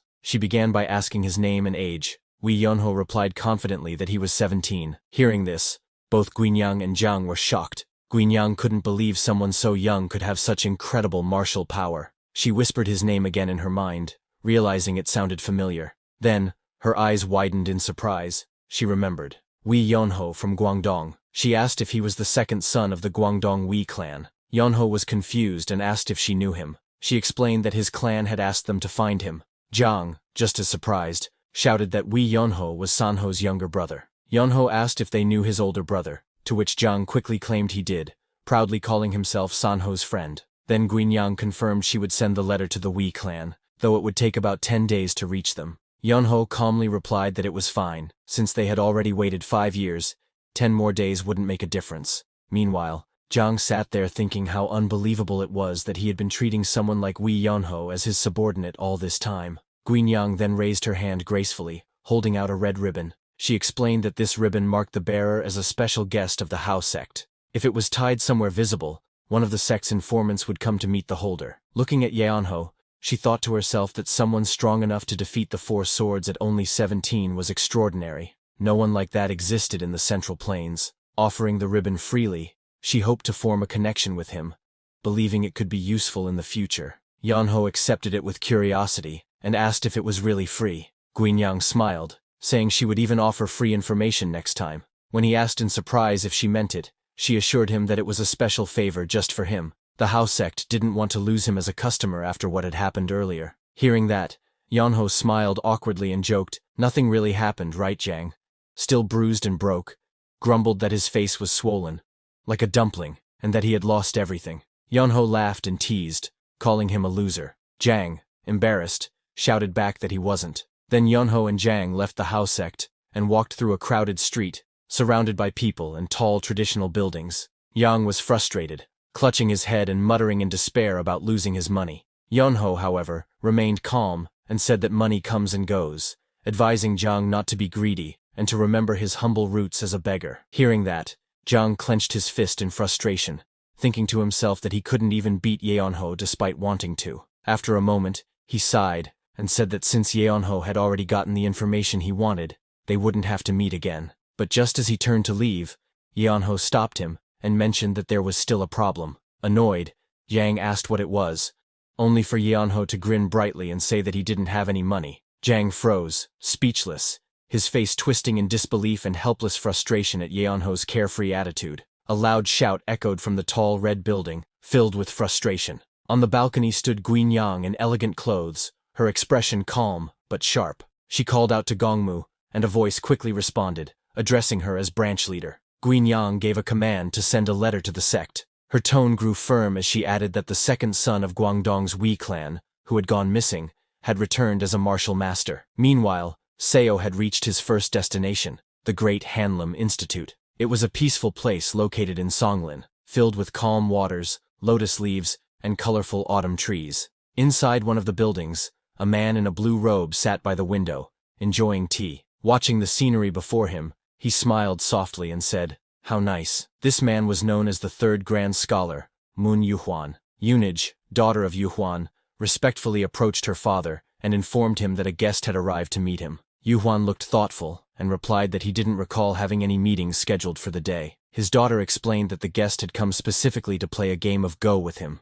Hearing this, Yuhuan's face brightened with excitement. He seemed genuinely pleased by the idea. Soon after, the guest entered the room, followed by Yunij. The guest was none other than Yeonho. He greeted politely, hoping his visit wasn't an inconvenience. Yuhuan welcomed him warmly, saying it was always a pleasure to have company. When he asked if Yeonho wanted to play Go, Yeonho nodded, saying it was the only game he knew how to play. With a friendly smile, Yuhuan gestured for him to sit, ready to enjoy a peaceful match by the water. Yuhuan smiled and agreed to play. He decided to take the white stones and politely asked Yeonho to begin. Yeonho accepted and confidently made his first move. He took out the black stones and started the match. As the game began, Yuhuan observed quietly. He thought to himself that Yeonho probably came for a free meal and didn't expect much from his skills. He decided he would help Yeonho after the game out of kindness. However, when Yeonho placed his first stone with a sharp and precise move, Yuhuan's eyes widened slightly in surprise. He hadn't expected such a confident start. He thought to himself that Yeonho might not be a beginner after all. Curious and slightly intrigued,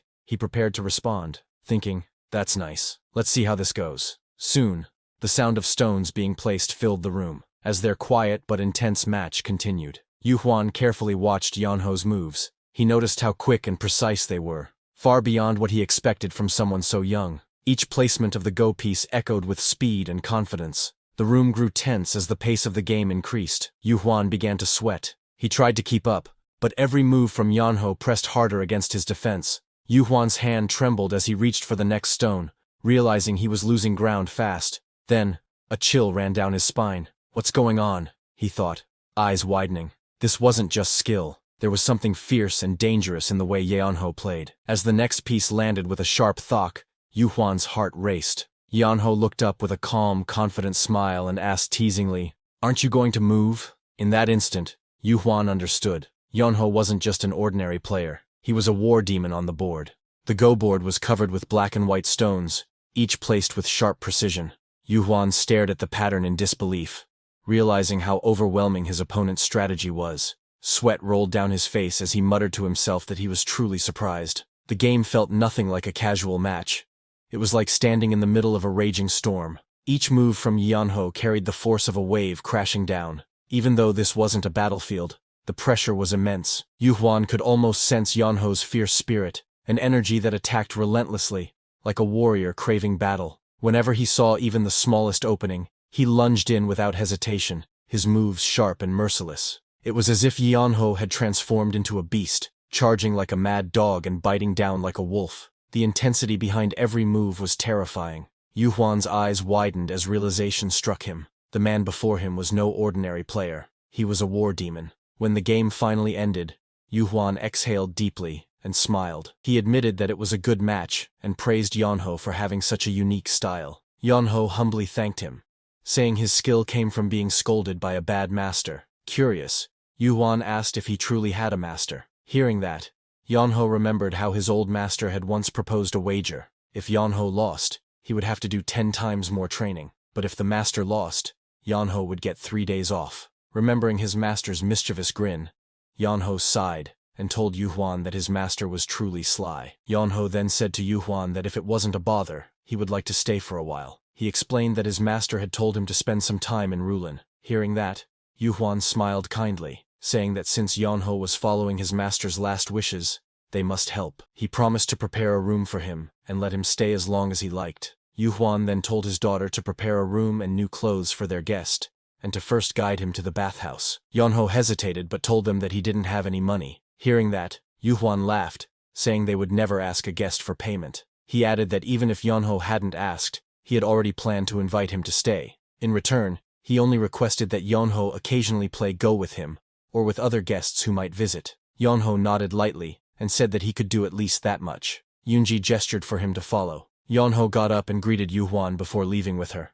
The bathroom was filled with rising steam, the water gently rippling under the soft light. Yanho slowly sank into the bath, leaning back with a relaxed sigh. "This feels nice," he murmured, letting the warmth soak into his muscles. As he closed his eyes, he remembered that he used to hate washing so much in the past. Maybe it was because the water here was unusually good. His skin even felt smoother than before. Tears welled in his eyes as he smiled faintly. He admitted that he was crying because it felt really good. "This is all because of that troublesome old man," he said softly, thinking of his late master. Outside, Yunji was waiting for him with clean clothes in her hands. She glanced toward the bath and frowned slightly. She really didn't understand why her father accepted a guy like Yanho as a guest. But before she could turn away, Yanho stepped out of the bath, water dripping down his toned body. Seeing him, Yunji froze in shock, eyes wide, clutching the clothes tightly in her hands as he looked in her direction. Yunji screamed in surprise, her voice echoing through the steamy bathhouse.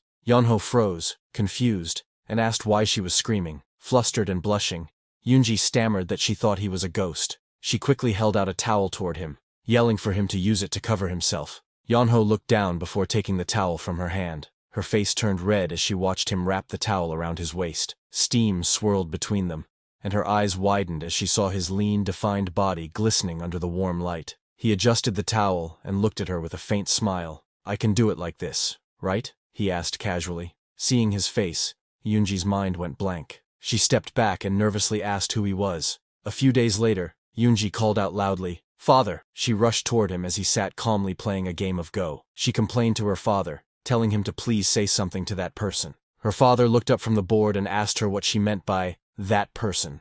Yunji quickly clarified that she was talking about the newcomer. Frustrated, she complained that Yeonho didn't leave his room all day. Other than coming out to eat, he only slept. Her father listened quietly, a faint smile forming on his face. He thoughtfully said that he hadn't even asked his guest's name yet. Hearing that, Yunji frowned, reminding her father that he always said gambling was a sin and that people must stay diligent. So why doesn't he scold Yeonho for being lazy? Everyone's talking about gambling because of him. Her father looked down at the board and told Yunji that he liked playing Go, because when one played Go, they could understand their opponent. Words and expressions could be hidden, but intentions never could. He placed a stone on the board and continued explaining that a hasty person couldn't play slowly, while a slow person couldn't enjoy fierce battles. He said that through Go, One's character and way of life were revealed clearly. Recalling his match with Yeonho, he added softly that Yeonho's style was endlessly fierce and fast. He had never seen someone play with such an extreme style before. Yu Huan looked out at the sunlight filtering through the trees and said calmly that Yeonho must have lived a life far rougher and harder than anyone could imagine. If he was lazing around now, it only meant that his past had been that difficult. He continued, saying that a bird seeking shelter from the rain should never be driven away, and that one shouldn't question why it didn't fly between the raindrops. With a faint smile, Yu Huan asked Yoonji why they couldn't just let Yeonho rest a little longer. Yoonji hesitated, then bowed her head slightly, and replied that she understood. But a few days later, her expression changed. Remembering her father's words, she muttered to herself that she had said she understood back then. Her eyes narrowed as she stepped into Yeonho's messy room, where dishes and cups were scattered across the floor while Yeonho lay asleep, drooling carelessly on his bed. Frustrated, she clenched her fists and thought angrily that her father was being deceived. There's no way that Yeonho, who was such a lazy bum, could be an amazing person. She decided that she would definitely drive him out. She marched closer and shouted at Yeonho to wake up. Half asleep, Yeonho opened his eyes slightly, looked up at her, and asked in confusion, "Why?" Yoonji shouted angrily, pulling off the blanket with force and yelling for him to wake up, saying that the sun was already high in the sky. Hearing that, Yeonho lazily sat up, rubbing his head. He told her to tell him when the sun was setting instead. Hearing that, Yoonji's frustration grew, as she demanded to know what kind of person could lie around for 7 days and nights in a place where everyone else was studying. Unbothered, Yeonho leaned back slightly and said that those who wanted to study could study because they wanted to, and since he wanted to sleep, there was nothing wrong with him doing so. Hearing this, Yoonji clenched her fists and shouted that he was too annoying. Even if that was his reason, she couldn't stand watching him do nothing all day. She reminded him that someone had to wash his blankets, and that they also had to cook. Their lives weren't easy either. Her voice grew sharper as she said that if he were someone who studied, she could understand, but they wouldn't waste food on someone who just lazed around. Startled, Yeonho tried to defend himself, saying that her father had clearly given him permission, but before he could finish, she snapped back, declaring that she was the one managing the money, her expression tightening as she glared at him. Finally, Yeonho gave up. He sighed and asked helplessly what he should do. Yoonji then took Yeonho to their backyard and pointed toward a large pile of dirty clothes, asking if he could do the laundry. Yeonho looked at the heaps of clothing in disbelief and asked if he had to wash all of it. She crossed her arms and smirked, saying that it was fair payment for all the meals he had eaten. He frowned and muttered that it wasn't as if he had been eating gold dust. With a teasing smile, she told him to do a good job and wash everything thoroughly. She warned that if it wasn't clean, she would make him wash it again. Confident that he couldn't possibly finish, she muttered to herself with a grin, "Just wait and see. There's no way he'll be done today." However, after only 2 hours, she returned and froze in shock. The laundry area was filled with rows of spotless white clothes shining brightly under the sunlight. She stared in disbelief and asked aloud how such a thing was possible. Approaching one of the garments, she touched it and murmured, wondering if it had always been this white. From a distance, she saw Yeonho lying on the roof, relaxing with his hands behind his head, as if nothing had happened. She clenched her fists and gritted her teeth, unable to accept it. "No," she said firmly. "I can't just let this slide." Yoonji then brought him to a huge pile of logs stacked across the yard. Yeonho looked at them silently while she crossed her arms and smiled. She told him that his next task was to split all the wood. He stared at the mountain of logs and asked if she was serious about him doing all that. With a smug grin, she said she would give him an entire week to finish and asked if he could handle it. Inwardly, she laughed to herself, thinking that he wouldn't last even a single day before giving up. However, when she came back later, her eyes widened in shock. The massive pile of wood had been completely chopped and neatly stacked, and Yeonho was lying on top of the pile, resting peacefully. She couldn't believe what she was seeing. Even if 10 strong men had worked together, it should have taken at least 10 days. But that wasn't all. When she checked the other chores, she found stacks of spotless dishes gleaming under the sunlight, while he lay on the ground beside them. Then, in the yard, everything was perfectly clean, the floor shining as if newly polished, and once again, he was lying there with his hands behind his head, completely relaxed. Yoonji stood frozen, covered in sweat, unable to comprehend what she was seeing. She clenched her fists and shouted angrily that he had actually finished everything. And so, like that, Yeonho's life in Rulin officially began. Bagger Elder told the young historian that allowing Yeonho into Rulin had been a mistake by the 3 great masters. He insisted that someone like Yeonho should never have been accepted into the house. Hearing that, the young historian got confused and asked the Bagger elder why he would say such a thing. With a sly smile, the Bagger elder explained that Yeonho brought disaster wherever he went. Even if he didn't intend to, trouble seemed to follow him endlessly. He added that Rulin was no exception. Ever since Yeonho arrived, that once quiet and peaceful hall of learning had descended into complete chaos. Hearing these words, the young historian's eyes widened in shock as she asked what had happened. With a faint grin, the Bagger elder raised his hand and told her that it all began with a single Go match. Yeonho sighed and looked tired, wondering how he had ended up in such a situation. He thought back, remembering that he had only planned to play a simple game of Go with whoever happened to come by. But things didn't turn out that simple. Word spread quickly, and soon it seemed like everyone had received an invitation. Even one of the three great masters had personally sent out letters, sparking everyone's curiosity. Crowds gathered, holding invitations in hand, whispering about how unusual this was. People were amazed that someone so respected would break tradition by calling others directly, something never done before. The letters contained poetic words.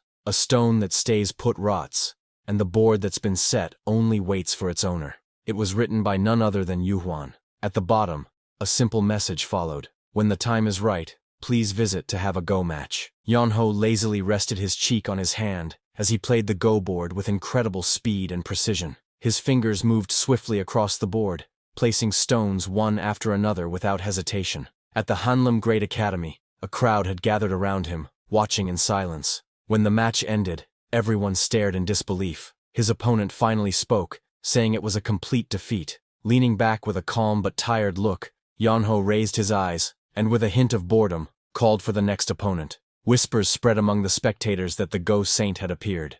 The black stone was placed on the Go board with force. The sound echoed loudly as the pieces shifted. Across the board, the nobleman frowned. Sweat ran down his face as he stared at the move. He could not understand it. He thought to himself, what kind of move is this? Why would someone place a stone in such a bad position?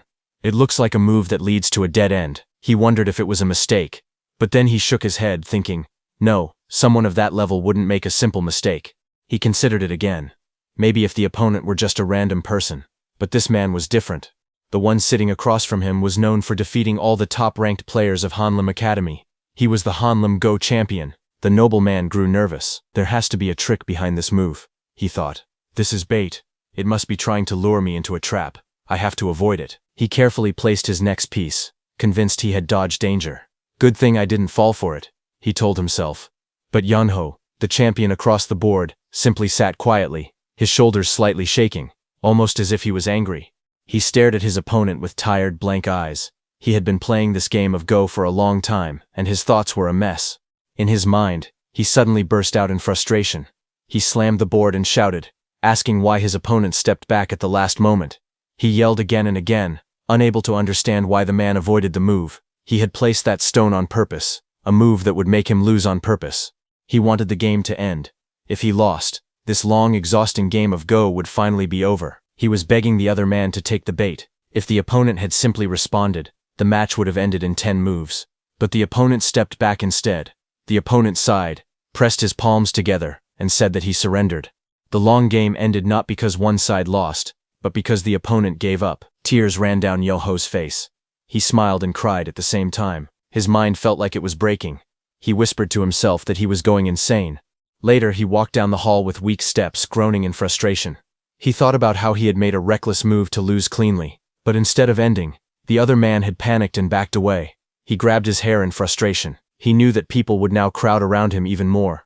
Things were only going to become noisier and harder. As he walked down the hallway with his back hurting, he was exhausted and sighed that he might as well start doing laundry since things kept piling up for him. He held his back and complained softly. But suddenly, someone behind him shouted that he said no. Hearing that, Yeonho quickly turned. As he turned the corner, he noticed two people talking nearby. Nok Mok Pung, a large man covered in gold jewelry, asked Yoonji if she was really refusing to marry him. Yoonji crossed her arms and answered firmly that she would not consider it at all. Nok Mok Pung warned her that she would regret her decision. But Yoonji stayed strong and replied that she would not regret anything. Nok Mok Pung continued calmly, saying he was not used to being refused. He said that when he wanted something, he always got it. He explained that he was being polite for now, but next time it would not be a request. But Yunji did not back down. She stared at him, angry and unafraid. She asked if he was threatening the academy because of her. She then challenged him to try, saying the academy would not fall so easily. The air between them grew tense as both stood their ground. Nok Pong spoke proudly, saying that he might not be perfect, but he believed he was still above everyone else. He looked down at her and told her that she knew it too. Hearing that, Yunji's expression tightened. She glared at him with frustration and anger. She shouted that this was exactly what she hated about him. She asked if he thought the whole world would bend just because he wanted it to. He answered calmly that it was not impossible. Yunji took a firm step forward and declared that she would never marry him. That was something even he could not force. She then turned around to leave, but before she could walk away, Nok Pong grabbed her wrist. Yunji cried out, telling him to let go. He stared at her and warned her not to make him angry. His tone grew darker as he leaned closer. He said that if he wanted, he could force things to happen right now. He asked if she would still act stubborn in that situation. Hearing that, Yunji froze, fear rising in her eyes. Just then, a voice came from behind her, calm but sharp, telling Nok Pong that what he was saying was not something to say inside another person's house. Yunji was surprised to hear that voice and turned to see Yunho standing there, arms crossed, his expression cold. She freed her hand and quickly ran toward him in anger and frustration. She asked him if he had at least finished the laundry and gathered the firewood she requested earlier. Yunho looked confused and said he had only played a board game and didn't know what she was talking about. But when he saw her hand shaking in fear, he understood. He asked her to lend him a rope. Yunji didn't question him and tossed him one of the long red ribbons that had been tied in her hair. Yunho took the ribbon without hesitation. He pulled his hair back and tied it with the ribbon. His expression changed. His eyes became sharp, and his calm face turned serious. The atmosphere shifted. It felt like something dangerous was about to happen. As Yunho approached, Nok Pong complained that eavesdropping on others' conversations was rude. Yunho casually stretched his arms and replied that he didn't really care much about manners. But he told Nok Pong that he didn't have the right to talk about manners either, because someone truly polite wouldn't act the way he just had. Nok Pong looked down at Yunho and asked if he was the famous Hanlem Academy Go champion. Yunho thanked him for recognizing him, but also admitted that he had no idea who this person was. Just as Nok Pong was going to introduce himself, almost as if Yunho lost interest mid-sentence, he waved him off playfully and said he wasn't interested. Nok Pong was shocked and angry at the disrespect. His face twisted with frustration. He muttered the title again, Hanlim, Go champion, and said that if Yunho had only stuck to playing Go, he wouldn't have gotten on his bad side. But Yunho simply smiled. He touched his own face lightly and said that Nok Pong was too noticeable to avoid becoming someone he disliked, just like he was now. This only made Nok Pong angrier. His expression shook with rage as he shouted at Yunho, calling him a little bastard. But before things could get physical, some people walked into the hall. The sound of their footsteps drew attention. It was the noblemen who had come to play Go with Yunho. They noticed Nok Pong while entering. They greeted him, assuming he came to play Go too. Then one of them happily asked Yunho, the Go master, if they could have another match with him tomorrow. Yunho nodded and agreed. Seeing them, Nok Pong clicked his tongue and said he would leave for now. But before walking away, he warned Yunho. He said that if Yunho did not come to him within 3 days, he would handle things in his own way. Yunho watched him leave in silence. After he left, Yunho looked confused and asked Yunji who that person was. Yunji beside him sighed and explained that this man's name was Nok Pong, the adopted son of Nok Ji, the Grand Eunuch who controlled the imperial court. Hearing that, Yunho asked Yunji why that large man was interested in her. Yunji looked tired and frustrated. She explained that Nok Pong kept asking her to marry him. She had rejected him many times, but he wouldn't stop. It was exhausting for her. Hearing that, Yunho pointed out and asked Yunji if he wasn't a decent match for her, since he came from a wealthy family and seemed determined. Yunji became angry at his comment, asking if he wanted to die by her hand. She then explained firmly that Nok Pong did not love her. He only wanted to use her for his own gain. She then revealed something more. Her father was a highly respected scholar, admired by many. Some even believed her father deserved the position of royal chancellor. But instead of working in politics, her father lived far away in seclusion. It wasn't because he disliked politics. There was another reason. Hearing that, Yunho made a guess, joking that it must have been because of the game of Go. She quickly denied it. The truth was that the imperial eunuchs who held power at the royal court did not want her father to rise to a high position. They feared his influence and tried to control him. Because of this, her father stayed out of the political world. Yunyu became confused and asked why eunuchs were keeping an old scholar in check. Yuni raised her voice and said that her father was not just an ordinary scholar. She explained that Hanlim Academy was not a normal scholarly group. Because the academy did not belong to any single political faction, it had difficulty gaining a strong foundation. But because of that independence, the academy was able to form connections with every major power. She continued, explaining that the only reason the corrupt eunuchs in the royal court had not been removed was because the scholarly groups were not united. If her father entered government office and united those scholars, the eunuchs would be in danger. Yanho finally understood that if that happened, the eunuchs would be the ones most at risk. Yanho confirmed this and explained that was why the highest-ranking eunuch, Grand Eunuch Nuk, had been working hard to prevent her father from taking office. Recently, the eunuch found a new method to stop him, one that did not involve worrying about the scholars uniting. This method would also allow the eunuchs to have a direct connection with the most influential member of Hanlim Academy. Yunji then revealed the method. Grand Eunuch Nok planned to achieve this by marrying her to Nok Mokpung. Meanwhile, in a dark room, Nok Mokpung knelt on the floor, sweat rolling down his face. His head was lowered as if he was ashamed. He apologized, addressing the person in front of him as his father. He explained that because a new person known as the Hanlim Go champion had appeared, their plan was becoming difficult to carry out. The man he was speaking to was Nok Ji, the Grand Eunuch of the Nok clan. He stood with his back turned, draped in a robe. Nok Ji had a tall, strong build despite his title. He questioned the situation. At first he believed the Go champion to be an unimportant person who simply played the board game all day. But Nok Mokpong clarified that the champion himself was not the problem. The true issue was that many important elites from across the country were now gathering around that champion to play Go. With so many eyes watching closely, making any move had become dangerous. A single mistake could cause serious backlash. Hearing this, Nok Gai understood why Nok Mokpong had hesitated. Nok Mokpong apologized to Nok Gai again. However, Nok Di then spoke, asking a sharp question. He asked whether Nok Mokpong believed this mission was only about protecting Nok Di personally. The sudden question made Nok Mokpong freeze in shock, unable to respond, realizing there was a deeper purpose behind everything. Nok Nok spoke calmly. He said that taking control of the court was a divine command, coming directly from someone they both feared.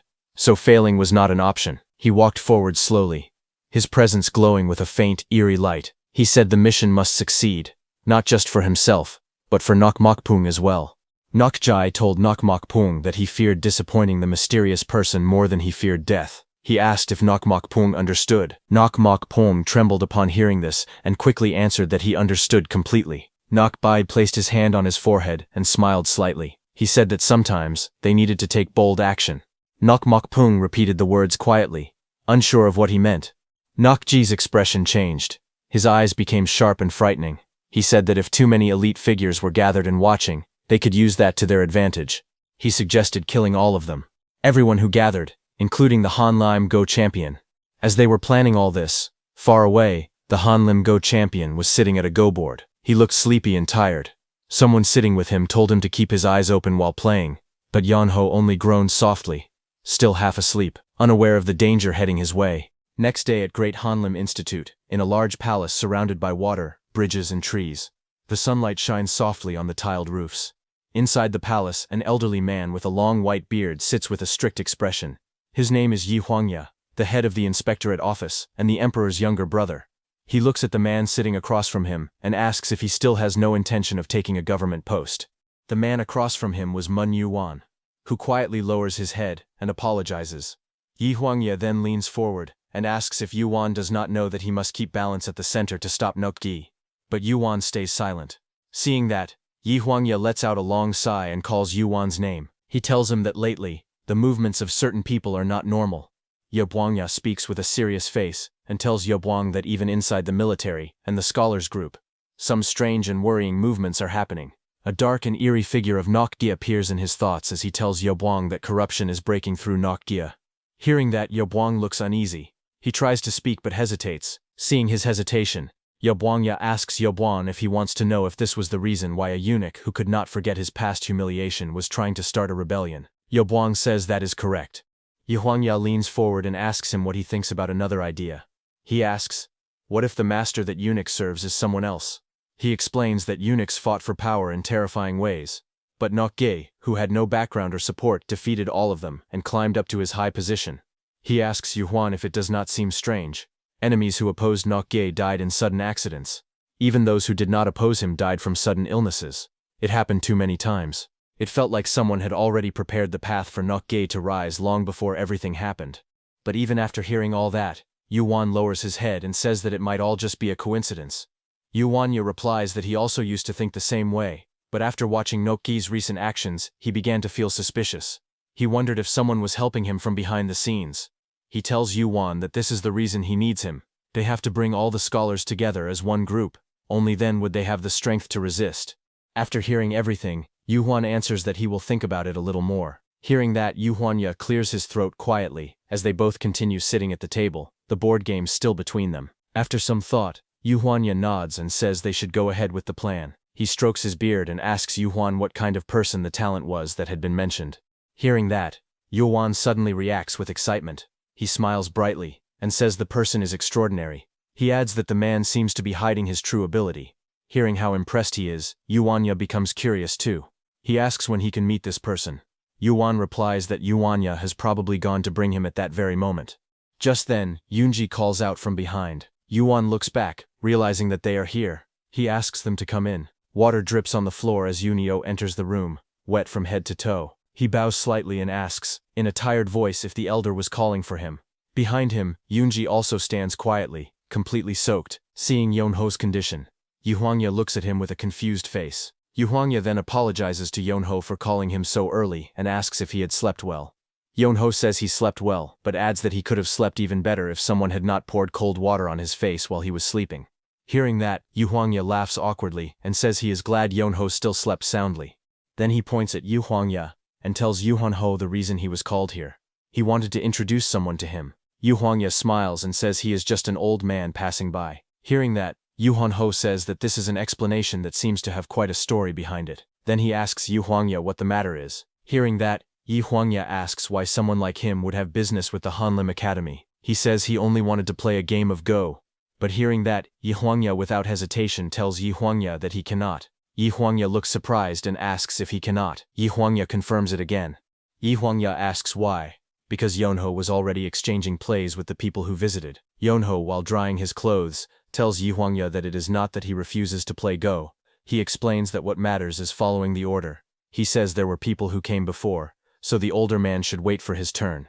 Hearing that, Yuanya laughs and says, if that is the problem, he will handle it. He says he will ask the others to understand. Yuanho looks at him seriously and says that is not a real solution. He says that is called forcing people. Hearing that, Yuanya and Yohuan beside him are too shocked to say anything. Yohuan continues and says he can tell the old man has a high status. If the old man speaks, others will feel pressured to agree. But he says they will not be convinced. He adds that there are things called principles and promises that should be kept. Hearing Yanho, Yuanya thinks to himself that Yanho has far more resolve than he expected, and he feels troubled. Yuanya tries to insist, asking how it could not work, but Yuanya repeats that he must wait his turn. Seeing his resolve, Yuanya clears his throat awkwardly. Seeing all that, Yunji steps forward and calls her father, saying she could solve the problem. Yuan looked surprised and asked if she could. Yunji answered that she could. She stepped forward and mocked Yuan inwardly, thinking that he was just joking about principles and promises. She knew what kind of person he was. She then leaned close to Yuan and told him the remaining Go games that he has to play today would all be done in just one match. Hearing that, Yonho looked at her in confusion. Yonji told him that she would cancel everything for him. Hearing that, Yonho was too shocked and asked what she had just said. He said it was tempting, but for him, he also had his own duties and principles. He added that if everything was cancelled until tomorrow, he could accept it. But Yonji told him that she couldn't do it until tomorrow.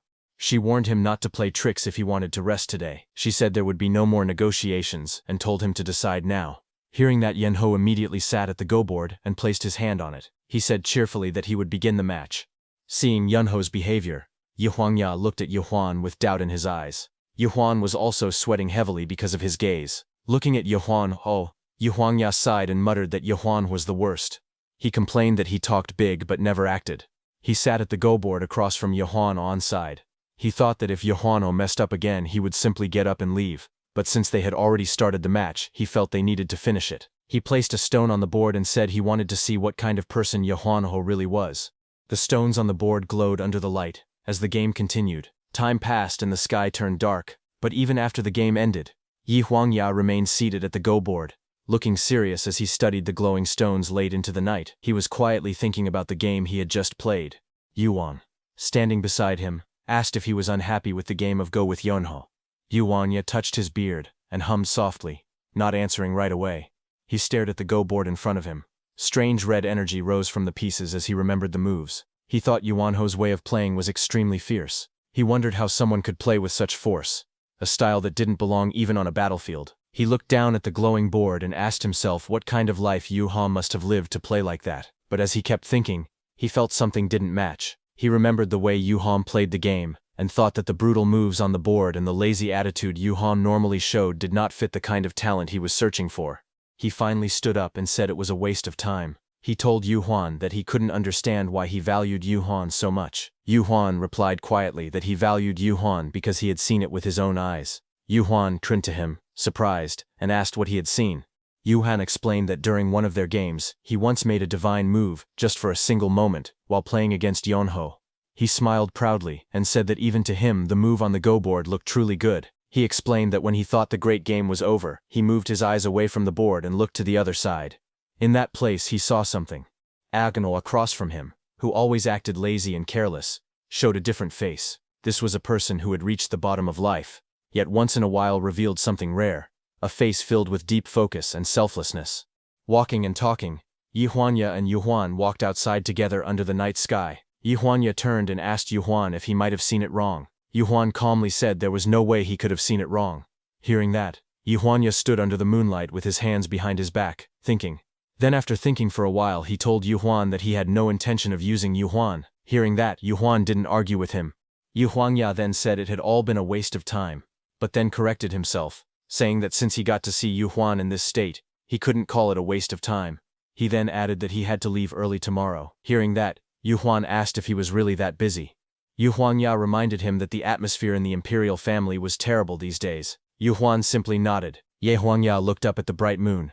His face showed quiet regret as he whispered that it was a shame. It was a perfect night with nothing to regret. Meanwhile, outside the great Hanlim Institute, under the bright full moon, someone moved quickly through the courtyard. A masked man stood behind a large figure and quietly said that everything was ready. The large man answered calmly that it was good. That large man was Nokmokpung. He walked forward under the moonlight. Around him masked fighters appeared from the trees, landing silently with their weapons ready. Nokmokpung looked calm and said in a low voice to his men that they should quickly subdue everyone. At his command the masked fighters charged forward at full speed. Their bodies shot through the air like shadows. Inside the great Hanlim Institute, a guard was yawning while holding his staff, and from behind, Nokmokpung's masked attackers jumped toward him from the sky.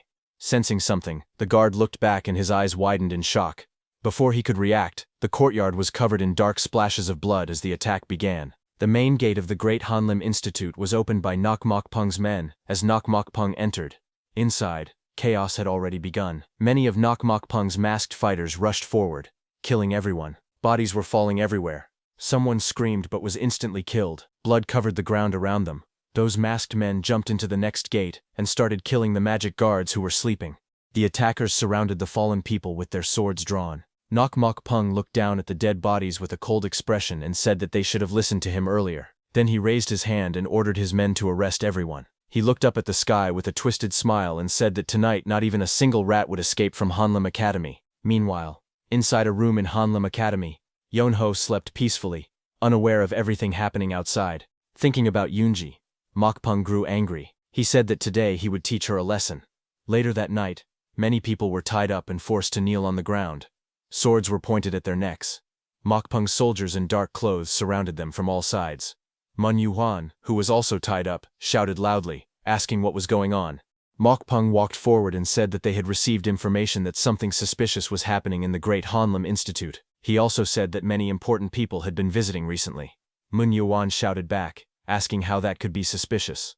Mokpung smiled and asked why people with both political and martial power would gather together. He said there was only one reason for that: rebellion. Hearing this, sweat ran down the faces of the tied people, and they looked shocked and scared. Sweat ran down Mun Yuan's face as he shouted, asking what revolution. He said they were only there to play Gopo. Mokpung, who stood in front of them, asked if he was really supposed to believe that so many people gathered just to play Go. Mun Yuhuan insisted he was telling the truth. He said Mokpung must have heard the rumors about a genius, But Mokpung calmly replied that he had heard the rumors too, but he said rumors were easy to create. Saying that, Mokpung looked around as if he was searching for someone. He turned to one of the masked guards and asked where he was actually. The masked guard turned his head slightly and asked who he was talking about. Mokpung said he meant the genius Mun Yuan mentioned earlier.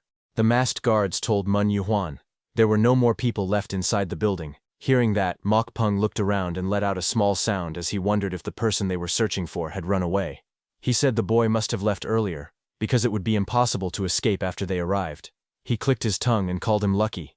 He then turned to the tied-up group and told them that they would all be freed if they were innocent. He promised they would be released and even apologized if no problems were found. Just then, one of the masked men ran forward with a book in his hands and shouted that he had found something. He held up the book saying it was an agreement made by people who were planning a revolution. The group of tied-up people stared at the book in shock. Mun Yuan shouted that they had never done anything like that. But Mokpung held the book up high and said the proof was right in front of them. Hearing that, Mun Yuan realized the situation. He understood that Mokpung had come from the beginning just to frame them, and they had been tricked. The tied people panicked and shouted that it wasn't them. Some cried that they were innocent. Others said they didn't know anything and never came to take part in such activities. Just then, an old man stood up from the tied-up group. He was also tied with red ropes, but he spoke calmly, telling Mokpung that this situation was very interesting. Mokpung stared at the old man with surprise, calling his name Li Wangjia. That old man, Li Wangjia, was the royal head inspector and the emperor's brother. Li Wangjia shouted strongly, telling Mokpung to call him the royal head inspector. Seeing him, the people tied on the ground widened their eyes. They whispered his name in shock and said they were saved. They believed he had seen everything and would say they were innocent. Mokpung put his hands together and said he wouldn't have done this if he knew Li Wangjia was here. Li Wangjia looked calm. He said he was not someone who held grudges and told them to free everyone. But before doing that, Mokpung leaned closer and said he wanted to ask a question. Li Wangjia asked him in anger what he said, but Mokpung didn't let him speak and asked him why he planned this revolution. Hearing that, Li Wangjia got shocked. Mokpung smiled widely and asked if Li Wangjia really thought he wouldn't know he was here. Li Wangjia stuttered and asked what he was talking about. But immediately, Mokpung's guards pushed Li Wangjia down to the ground. Mokpung said there is always a leader behind a revolution, and it couldn't be just a scholar. He said it made the most sense that the leader was him, a family member of the emperor. Li Wangjia became angry. He shouted that Mokpung's arrogance had no limits and asked how he dared to frame him. He asked if Mokpung thought he could avoid the consequences of his actions and shouted that he wouldn't let him get away. But Mokpung calmly told Li Wangjia that he was misunderstanding something. He said Li Wangjia wouldn't be able to report anything to the emperor because he would never see the emperor again. Mokpung then announced that the punishment for revolution was immediate execution and said they would all die here. He held the book and said they already had the signatures of the revolutionaries. He laughed and asked what the emperor would think now, since it was obvious they were all planning a revolution. Hearing that, Li Wangjia shouted at him, calling him a bastard and saying the heavens would not forgive him. But Mokpung told him to keep begging. Then Mokpung looked down and said there was someone who must die first. He was looking at Mun Yunji, who was also tied with red rope, her face calm but full of anger. Mokpung looked down at her and said in a slow voice that he had warned her before. He said he would do things his own way, and now because she refused him, everyone would die. He bent down closer and asked if she was willing to change her mind now. He even lifted her chin with his fingers, trying to force her to answer. Yunji's eyes shook with fear and rage. She spit on his face in anger and shouted with all her strength. She said she would rather die here than marry someone like him. Hearing that, Mokpung's face twisted, and he smiled with a disgusting look, licking his lips slowly as he stared at her. He then grabbed Yunji's chin tightly, forcing her face upward. She winced in pain as his hand dug into her skin. He looked at her with a cold smile and told her not to worry, saying he wouldn't kill her. He continued speaking, saying he would make her feel that death was the better choice. He told her to imagine the worst thing she could think of, because he would make her suffer pain 100 times worse than that. Yunji glared at him in anger. She said she would rather die than be humiliated by him. She was ready to bite her tongue and die. Mokpung asked if that was really how she felt. Pointing at a masked man who held a sword on her father's neck, Mokpung said that if Yunji killed herself, her father would be the one to suffer. Mokpung then said that if her father killed himself too, the rest of the captured people would suffer instead. Yunad and her father listened in silence as he explained that no matter what they did, the torment would continue. He said that all family members of anyone accused of planning a revolution would be killed. He told Yunada that if she wanted to kill herself, she could go ahead, but the others would pay for her choice. Hearing that, Yunji clenched her teeth in anger. Mukpung laughed loudly and told her again to kill herself. Yoonji screamed as he yanked her head back by her hair. He said he wouldn't mind having more people to torture for fun. Mukpung shouted Yoonji's name with fear and panic on his face. His eyes were wide, and sweat ran down his cheeks as he looked at her. Mukpung held Yoonji tightly, and smiled in a cruel way. He moved closer to her, and asked if they should begin. Yoonji shut her eyes in pain as his hands grabbed her hair. In her mind, Yoonji begged. She wished someone, anyone, would help her. Her thoughts were weak and desperate. Yoonji lowered her head. Her face showed pain and fear. She tried to stay strong, but her eyes trembled. Then she slowly looked up again, turning her head little by little, and then she saw something that completely shocked her. Far away, Yoonji was running through the courtyard. He carried a bag and moved quickly in the night. He ran across the courtyard, jumped high and landed on the roof with both hands, climbing up as fast as he could. He moved across the tiles, trying to escape quietly, but his steps were clumsy. Before he could escape, Yoonji shouted his name, Why Yunho, so loudly that she attracted everyone's attention to him. Yunho froze in his place when he heard her shouting. Behind him, Yoonji, Mukpung, Lee Wangya, Moon Yuan, and everyone else were looking at him. Yemo turned his head, shocked, sweat rolling down his face. He then forced a smile, and started laughing awkwardly on the roof. Yemuji shouted angrily from below, asking what he was doing. He scratched his head, and yelled back that he was running away. She couldn't believe it, and demanded to know why. He asked what was wrong with saying he was booking it, when he was, and then asked if she didn't like the way he said it, and if he should instead say he was excusing himself. Yoonji screamed that he should be helping them. But Yunho frowned and said it was already hard enough to keep himself alive. She cried desperately that he learned martial arts so he could help. But Yunho waved her off and told her she was expecting too much from him, and that his skills were not that good. He explained that the best choice in a situation like this was to pretend he didn't see anything. He waved and told Mukpung he didn't see anything at all, and that he could continue what he was doing. The people watching him stared with shocked and disgusted faces. Yeonji, Lee Wangya, and Mun Yuan all thought he was a horrible person. Then Mukpung shouted for Yunho to stop. He told Yunho that he was already involved in the revolution. He warned that the whole world would come after him, and that he wouldn't be safe anywhere. But Yunho casually replied that they couldn't be sure of that. Mukpung called him a fool and said the world was big but there were eyes everywhere, so finding him wouldn't be hard.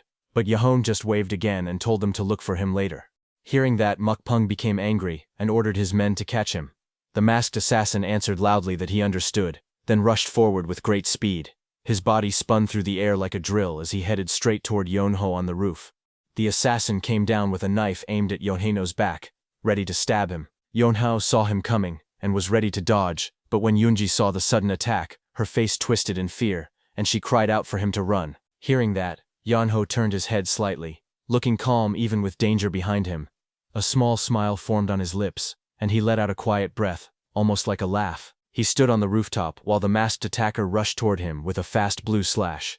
Yunho looked confused, and said she had asked him to help earlier, but now she wanted him to run. He wondered what he was supposed to do. Just then, the masked attacker swung his sword at Yunho very quickly, but Yunho's body turned into an afterimage. The real him moved behind the attacker with great speed. Yunho then dropped down with a glowing blue fist and slammed the attacker straight into the ground, breaking the tiles with a loud impact. After landing, Yunho adjusted his hair lightly, looking as if what he did wasn't a big deal. Yoonji below looked up at him with wide eyes, shocked by what she saw. Yohong stood under the moonlight and looked down at her, saying she was a strange woman. Below him, the masked assassin lay on the broken tiles, unable to move. That's all for today, everyone.